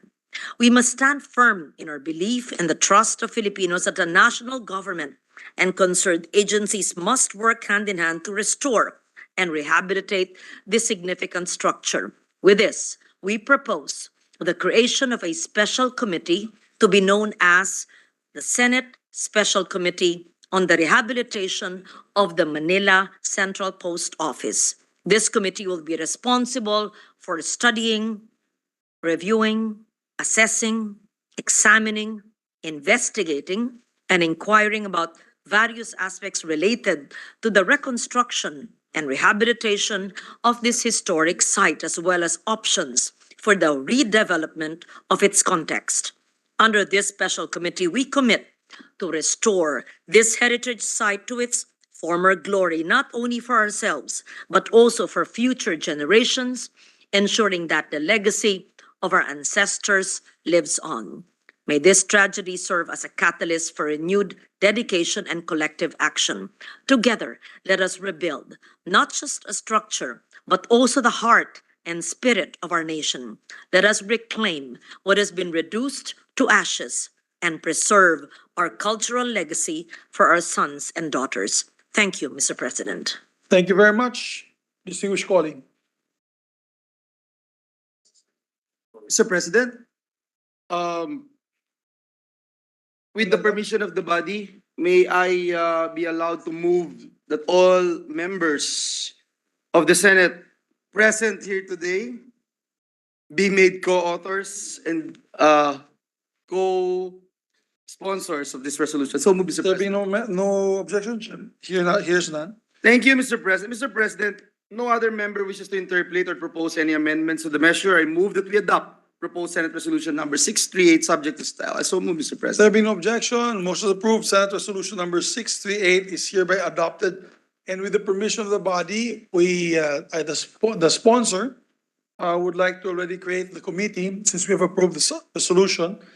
The members that will be part of the committee are, of course, Senator Legarda, who's chairman of the Committee on Culture and Arts, Senator Pia Cayetano, Senator Nancy Binay, Senator Sonny Angara, and Senator Coco Pimentel on the part of the minority. We'll keep it short. I think the request is to keep it small so that Thank you. Yes, Mr. President, before we leave the topic also, Mr. President, may I move that, may I also manifest the co-sponsorship speech of Senator Robin Hood Padilla be inserted into the records? Yes, we take note.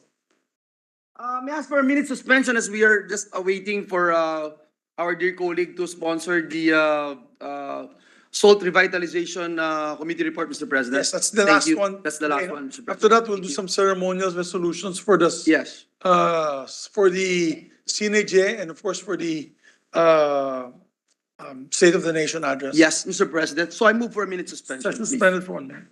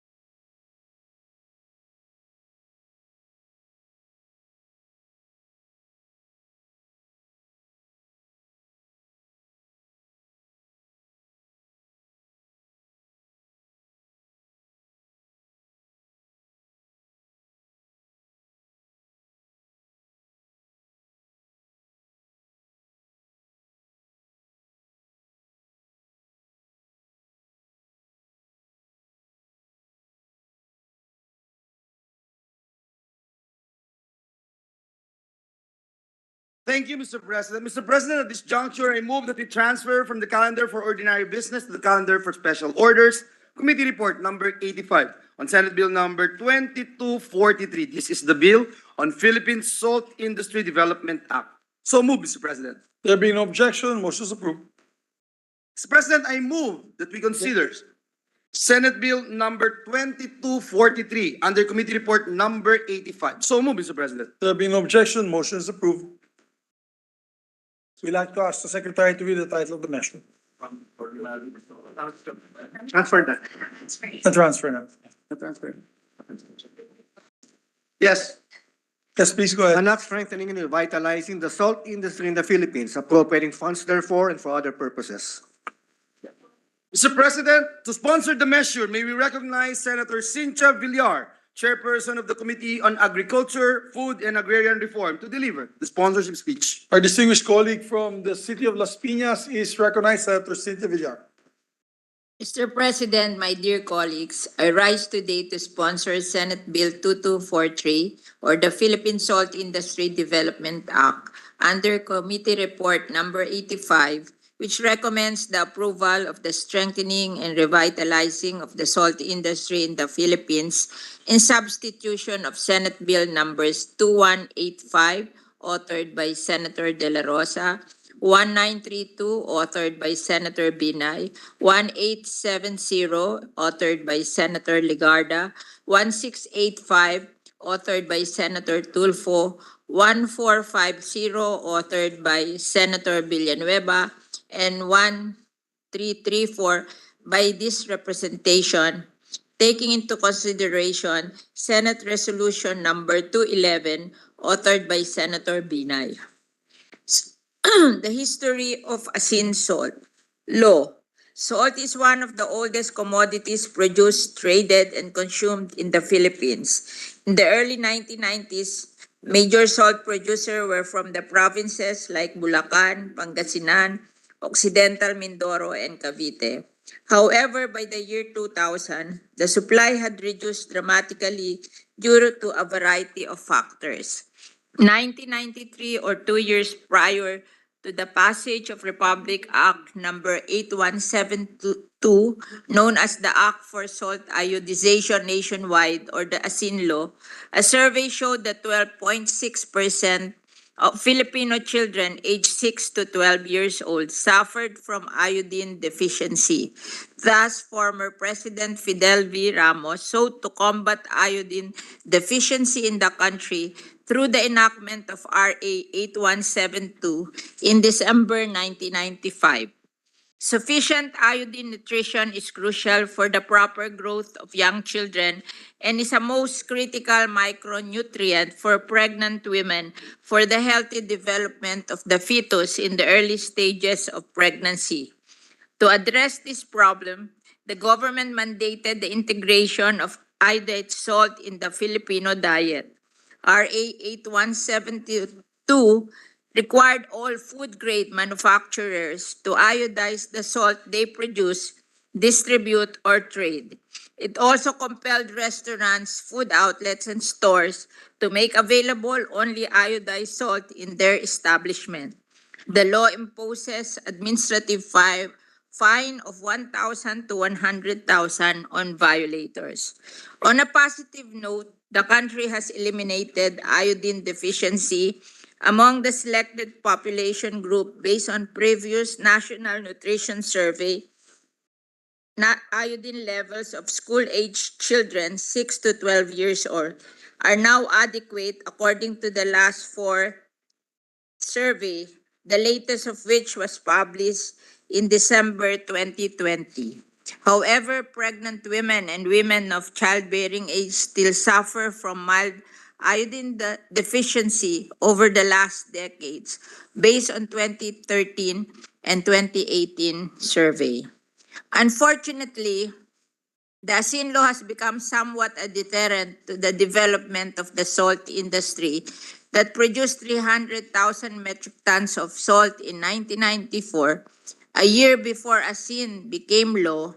According to the NFRDI, Our annual requirement is 683,000 metric tons and produces 114,000 metric tons or 16.78% of the demand. The supply of salt in the domestic market is reliant on imports, which has led to calls from local players for the government to revitalize the industry. Currently, we import from other major salt-producing countries like Australia and China. Evidently, the current state of the Philippine salt sector displays a stark contrast to what it once was. This implies the need to revitalize the dying salt industry. We need to meet the growing demand of Filipino households and the additional annual demand for 300,000 metric tons of salt as coconut fertilizer under the 2021 Coconut Farmers and Industry Trust Fund Act.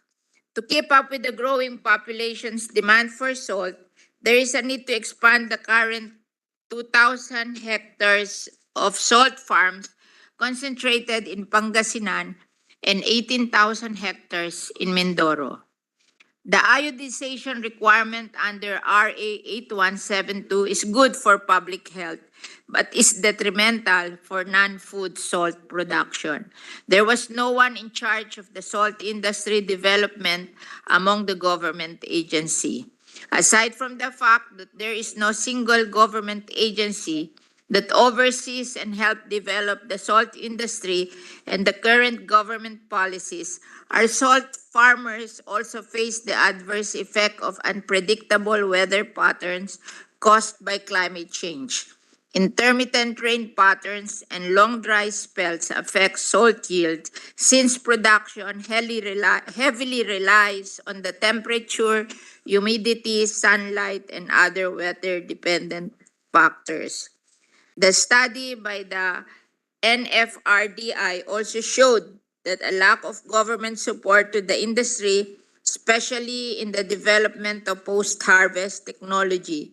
This technology entails high capital for salt farmers, but it can guarantee the production of high-quality salt. The requirement to iodize all locally produced salt poses a challenge for the coconut industry, particularly for coconut farmers located far from the coastline that need non-iodized salt as fertilizer.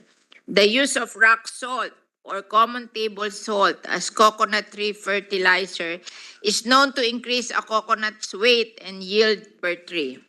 Instead of repealing the law altogether, the salt industry for iodized and non-iodized can coexist to meet the demands of Filipino household, food manufacturers, and crop producers.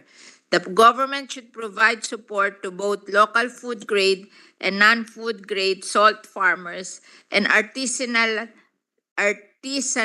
salt producer and provide better technical assistance in the form of equipment for the iodization of salt. This proposed legislation includes provision for enhancing salt cooperatives and organizing salt farmers into cooperatives. It also calls for the establishment of a Philippine Salt Industry Development Council responsible for formulating and implementing policies and programs for the sector, including cooperatives of salt producers.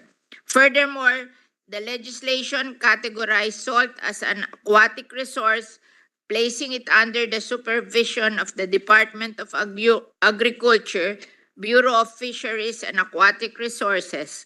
It also requires the Department of Environment and Natural Resources, the National Mapping and Resource Information Authority or NAMRIA, and BIFAR to finalize salt development and expansion areas across the country within 90 days of the law's approval. Public lands identified as suitable for salt production would be transferred by the DNR to the BIFAR for management and disposition. BIFAR would issue tenurial instruments to eligible salt producers for the utilization of public lands. The proposed law suggests the creation of a salt industry development fund to support the programs by increasing the tariff on imported salt, including industrial grade salt and raw salt. Such fund shall be plowed back to the industry. This legislation suggests allocation of the Salt Competitiveness Enhancement Fund from tariff collected on imported salt in the amount of 150 million. At present, salt is charged with 1% tariff and generates around 17.92 million only. That is why we are suggesting the increased tariff to 9%, which will generate around 161 million if the import volume remains unchanged. 25% of the fund should go to the establishment of warehouses or storage area to be implemented by BIFAR. 25% shall be provided for the salt production materials, machineries, and equipment to be implemented by BIFAR.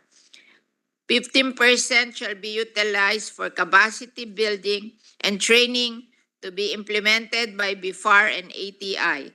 10% shall be for the provision of easy access low interest loans to be serviced by Land Bank. 5% shall go to the establishment and strengthening of salt producers co-op to be implemented by CDA. 10% shall be allocated for the Department of Modern Salt Production and Processing to be implemented by the NFRDI. And 10% shall go to the construction of roads to salt farms to be implemented by the DPWH. Additional significant producer provision include a 25-year lease period for use of public land for salt farms, which can be renewed for an additional 25 years. The size limitation is set at 500 hectares for individuals, while corporation, association, and cooperatives are allowed up to 1,000 hectares.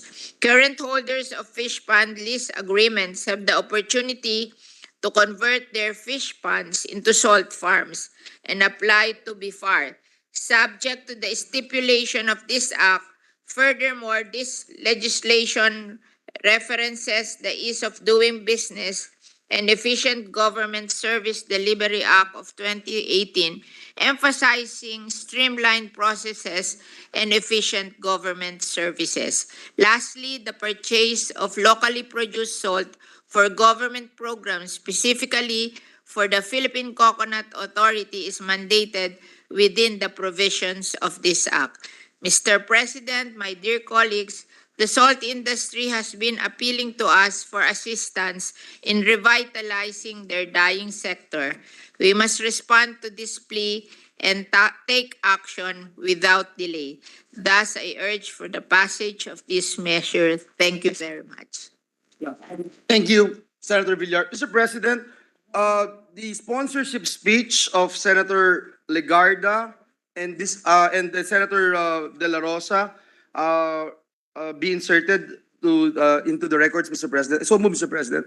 There being no objection to the motion, motion is approved. Mr. President, may I just be allowed to just give a very short co-sponsorship speech, Mr. President, as this is this representation's pet bill, Mr. President. Yes, please proceed. Thank you, Mr. President. First of all, let me thank and commend our very hardworking chairperson of the Committee on Agriculture sa kanya pong pangunguna upang mabigyang linaw. Ito pong napakahalagang bagay at agarang tugon ang sa krisis na ating kinakaharap sa industriya ng asin. Mr. President, we are happy that our bill, Senate Bill number 1450 or the Salt Industry Development and Revitalization Act, is among the bills considered by the committee report, Mr. President. So again, we thank our Ninang Mama Bear, Principal of the Senate, Senator Cynthia Villar. Mr. President, the history of salt traces back to as far as 6050 BC, Mr. President, when the Egyptians used it as religious offering and to preserve mummies. In fact, in the Bible, Mr. President, we find numerous references to salt, which is usually a metaphor for permanence and conviction. Salt of the earth, a covenant of salt, etc. Throughout history, Mr. President, salt has proven to be of high value and meaning. In fact, the word salary comes from Latin word sal for salt, since it was used in ancient Rome as payment. Mr. President, in present-day setting, salt has over 14,000 uses, and it is an important raw material to produce a great number of products and chemicals. We say all this to emphasize that, indeed, salt has been and remains to be one of the most important commodities in the world. Ginoong Pangulo, our country is blessed with over 36,000 kilometers of shoreline, the 5th longest in the world, suitable for salt making. The Bible says, to whom much is given, much is expected, much is required. But unfortunately, Mr. President, we have not made full use of the resources that we have. During the hearing, Mr. President, led by our dear colleague, Senator Cynthia Villar, we found out that 93% of our salt requirement is being imported, Mr. President. This is really unacceptable. Mr. President, magwawakas po ako by saying we have an enormous, untapped, and neglected resource that could change the lives of about 60% of our total population who live in the coastline zones. Aside from the urgency of addressing the needs of the industry, it is also significant to this representation since our home province in Bulacan is the 3rd largest producer of salt, next to Pangasinan and Occidental Mindoro. Mr. President, yung Pangasinan, ang root word niya asin, pang-asinan. Kaya po, napakadami pong naapektuhan dyan sa probinsya na yan. Kaya napakaganda po nitong panukalang batas na ito at hinihikayat ko ang ating mga kasamahan dito sa Senado na suportahan po ito. Muli, maraming salamat kay Senator Cynthia Villar. Muli natin buhayin ang produksyon ng asin. As in. Thank you very much, Mr. President, and may God bless us all. Thank you very much, my dear Majority Leader. Mr. President, I move that we suspend consideration of Senate Bill number 2243 under Committee Report number 85. So move, There Mr. being no President. objection, motion is approved. Mr. President, at this juncture and with the permission of the body, I move that we proceed to the Senate President's designation of Senate conferees to the Bicameral Conference Committee report on the disagreeing provisions of Senate Bill number 1359 and House Bill number 6483 pertaining to No Permit, No Exam Prohibition Act. Yes, the following members are designated by the Senate Conference of the BICAM Committee on the disagreeing provisions of Senate Bill 1359 and 6483 of the House. Senator Francis Escudero as chairperson, Senator Wing Gatchalian as members, Senator Sonny Angara, Senator Ronald Bato de la Rosa, and for the part of the minority, or on the part of the minority, Senator Rizon Tavero, so designated. Thank you, Mr. President. Mr. President, may we now proceed with the final resolutions for the Senate Day adjournment. So move, Mr. President. When do I give my speech? After? There being no objection, motion is approved. Thank you, Mr. President. Mr. President, I move that we consider proposed Senate Resolution number 647. So move, Mr. President. There being no objection, motion is approved. The Secretary is asked please to read the title of the measure. Resolution declaring as read and approved the Journal of the 77th Session of the Senate. Mr. President, I move that we adopt proposed Senate Resolution number 647. So move, Mr. President. There being no objection, proposed Senate Resolution number 647 is hereby adopted.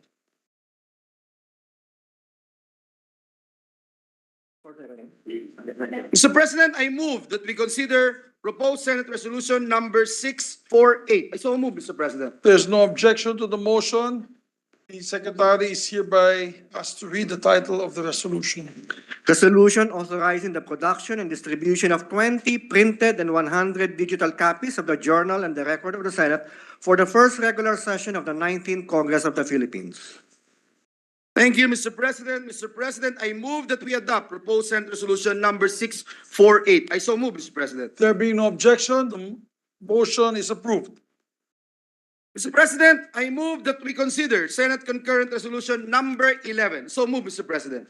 There being no objection, motion is approved. We ask Secretary to read the title of the measure. Concurrent resolution providing for the adjournment of the first regular session of the 19th Congress of the Philippines not later than 12 o'clock midnight today, May 31, 2023.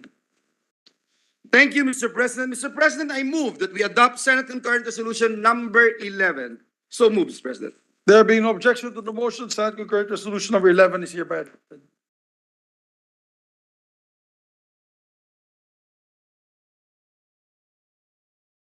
Mr. President, in conformity with Senate Concurrent Resolution we have just adopted, I move that the Committee of the Senate as provided therein be composed of Senators Ejercito, Angara, and Binay. I think, is this to inform the President of the first regular session of the Synergy? Yes. I was given. There being no objection, motion is approved. Thank you, Mr. President. So this is to inform the President that the first regular session is about to adjourn Synergy. Yes. Yes. Mr. President, the chamber is now ready to hear the closing statement from the chair. Thank you very much, my dear colleagues. I'll make this quick because I know it's already late in the day, but we cannot let this go by not informing the public on the work that we have done this last year. Today, we take a break or short break from a productive year during which we responded to the needs of our people and the challenges of the times with hard work and high purpose. As a result, your Senate has approved a total of 6 measures enacted into law, 4 of national application, 2 of local laws. 22 bills are also now for the President's signature, 7 of them national, 15 local, 3 national bills are pending the Bicameral Conference Committee, and 6 more national bills have been approved on third reading. A highlight among our accomplishments is our approval of 8 of the priority measures of the administration. Of these, 3 have been signed into law: the SIM Registration Act, the Act postponing the barangay elections, and the AFP fixed term law, while 4 more are for the signature of the President, namely the measure on the condonation of unpaid amortization and interest of loans for agrarian reform beneficiaries, Regional Specialty Centers Act, extension of the Estate Tax Amnesty Act, and Maharlika Investment Fund. Trabaho para sa Bayan Act has also been approved on third reading. While we have primarily focused on measures in the common legislative agenda, we have also acted on various local measures that will infuse much needed funding into local governments and schools. But while this scoreboard shows the quantity of our output, it cannot even begin to describe the quality of each. True to our tradition, we do not agree to proposals without discussion, nor embrace ideas without debate. We approve before we approve. We do not trade scrutiny for speed. Lahat naman po ng batas na ating pinapanday dito ay dumadaan sa masusing pag-aaral. Hindi po natin ito pinapabagal, ang ating ginagawa ay pinapabuti natin itong mga batas. And it is the people who have assigned us that role to be the final checkpoint before bills becomes law. They want our guarantee that every bill that passes here bears the Senate seal of great lawmaking. And I am proud that every member of the Senate has done their part in honoring our pledge to the people. We show up, we step up, we speak out every session day that the roll is called. We prefer head-to-head debates over hybrid sessions, where every senator worth his or her mandate participates, because we believe that without the full exchange of ideas, a legislature ceases to be deliberative. There's another thing which our scoreboard does not reveal: the courage to investigate abuses. Senate watchers and the nation in general can attest to the headline-making investigations of our committees, who have held exhaustive probes into various national issues, from agriculture to peace and order to to malversation of POGO funds, malversation rather of public funds, and of course the POGO mess. But when we conducted hearings on anomalies, we do not merely find faults, we find solutions as well. Our intention is not merely to look for crooks to be indicted, but to find what remedial laws must be initiated. And I assure the nation that while we are going into synergy adjournment today, it is only the plenary approval of bills that will take a pause. Your Senate will still be hard at work. The production of bills in the committee, the heartbeat of lawmaking, will continue. And the pursuit of public accountability and good governance will not go on vacation either. There is no moratorium on the conduct of our oversight.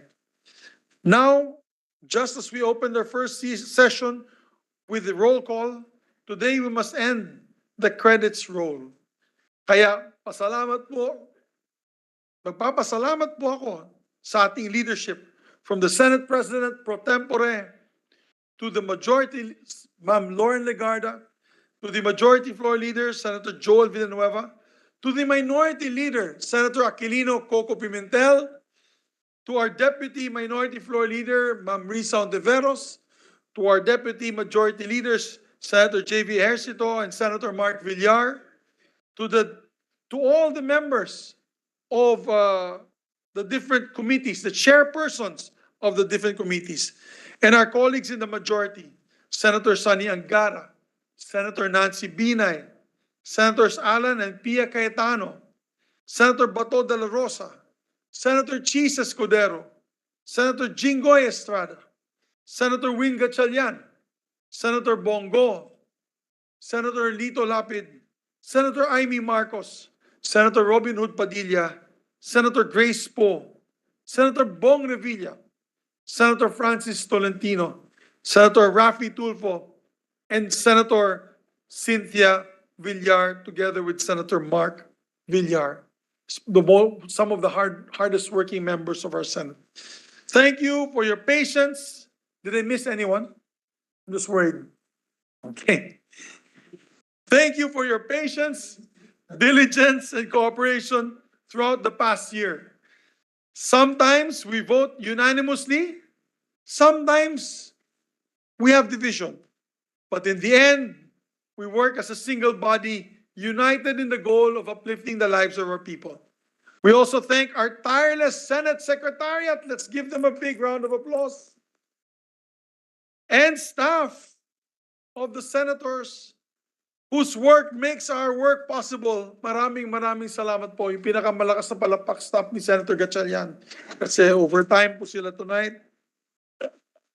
And when we return in July, I promise to continue wielding the gavel as firmly and as fairly as those have done before me. We will return with high-impact legislation. We will unleash the forces of the Philippine economy, but we will also provide a soft landing for the less fortunate. When we meet again in this hall, let it be with greater determination and renewed commitment to perform our duties that this republic of ours and our people expect us to do. Maraming salamat po. Daghang salamat sa inyong tanan. Mabuhay ang Senado. Mabuhay. Thank you. Thank you, Mr. President. Mr. President, distinguished colleagues, the Bible says, give honor to whom honor is due. And so, as our leader of the Senate already mentioned, our Senate President pro tempore, our minority leader representing the minority, and all the members of this August chamber, please allow me, Mr. President, before the CNJ adjournment, I want to take this opportunity to thank, honor, and recognize our very hardworking, charismatic, and inspirational leader, Senate President Juan Miguel Zubiri. Thank you. Mr. President, mula po nung Lunes hanggang ngayon, hindi pa tayo dalawa nakakauwi. Halos araw-araw puyat tayo, walang tulog, walang maayos na kain. Ngunit saksi po ako, Ginoong Pangulo, kung papaano niyo po nilalabanan ang pagod at papaano magtrabaho ng overtime. Mr. President, bago po tayo maghiwa-hiwalay, I just wanted to say you are a grace under pressure, demonstrating what Churchill once said, kites rise highest against the wind, not with it. In short, there's only one like you, Migueling and Zubirigud. Muli, maraming salamat at mabuhay ka, Mr. Senate President.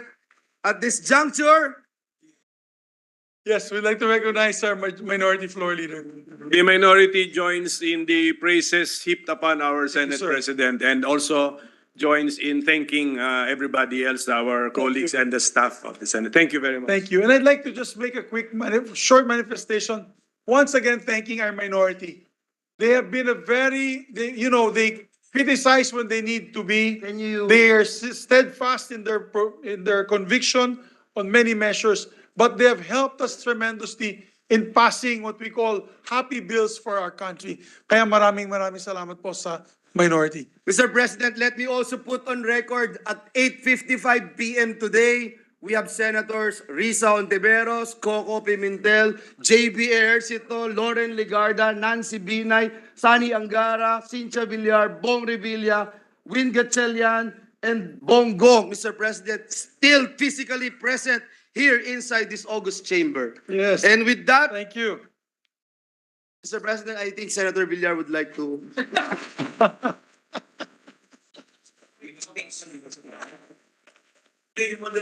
I can yield, Mr. President. I can yield the floor. Best ninang, Mr. President. Mr. President, before we adjourn, may I remind our colleagues that there is a standing Senate resolution, resolution number 21, entitled Resolution Authorizing All Regular Standing Committees, Oversight Committees, and Special Committees of the Senate to conduct hearings, meetings, and consultations during every recess of the Senate, to have continuity in the process of passing pending proposed legislation, and to conduct investigations on issues of national interest to aid in crafting relevant legislation. Mr. President, I move that the first regular session of the 19th Congress of the Philippines on the part of the Senate be adjourned sine die. There be no objection. The motion is approved by virtue of the authority vested in me. I hereby declare the first regular session of the 19th Congress of the Philippines, the first part of the Senate, adjourned sine die. Maraming salamat sa inyong lahat.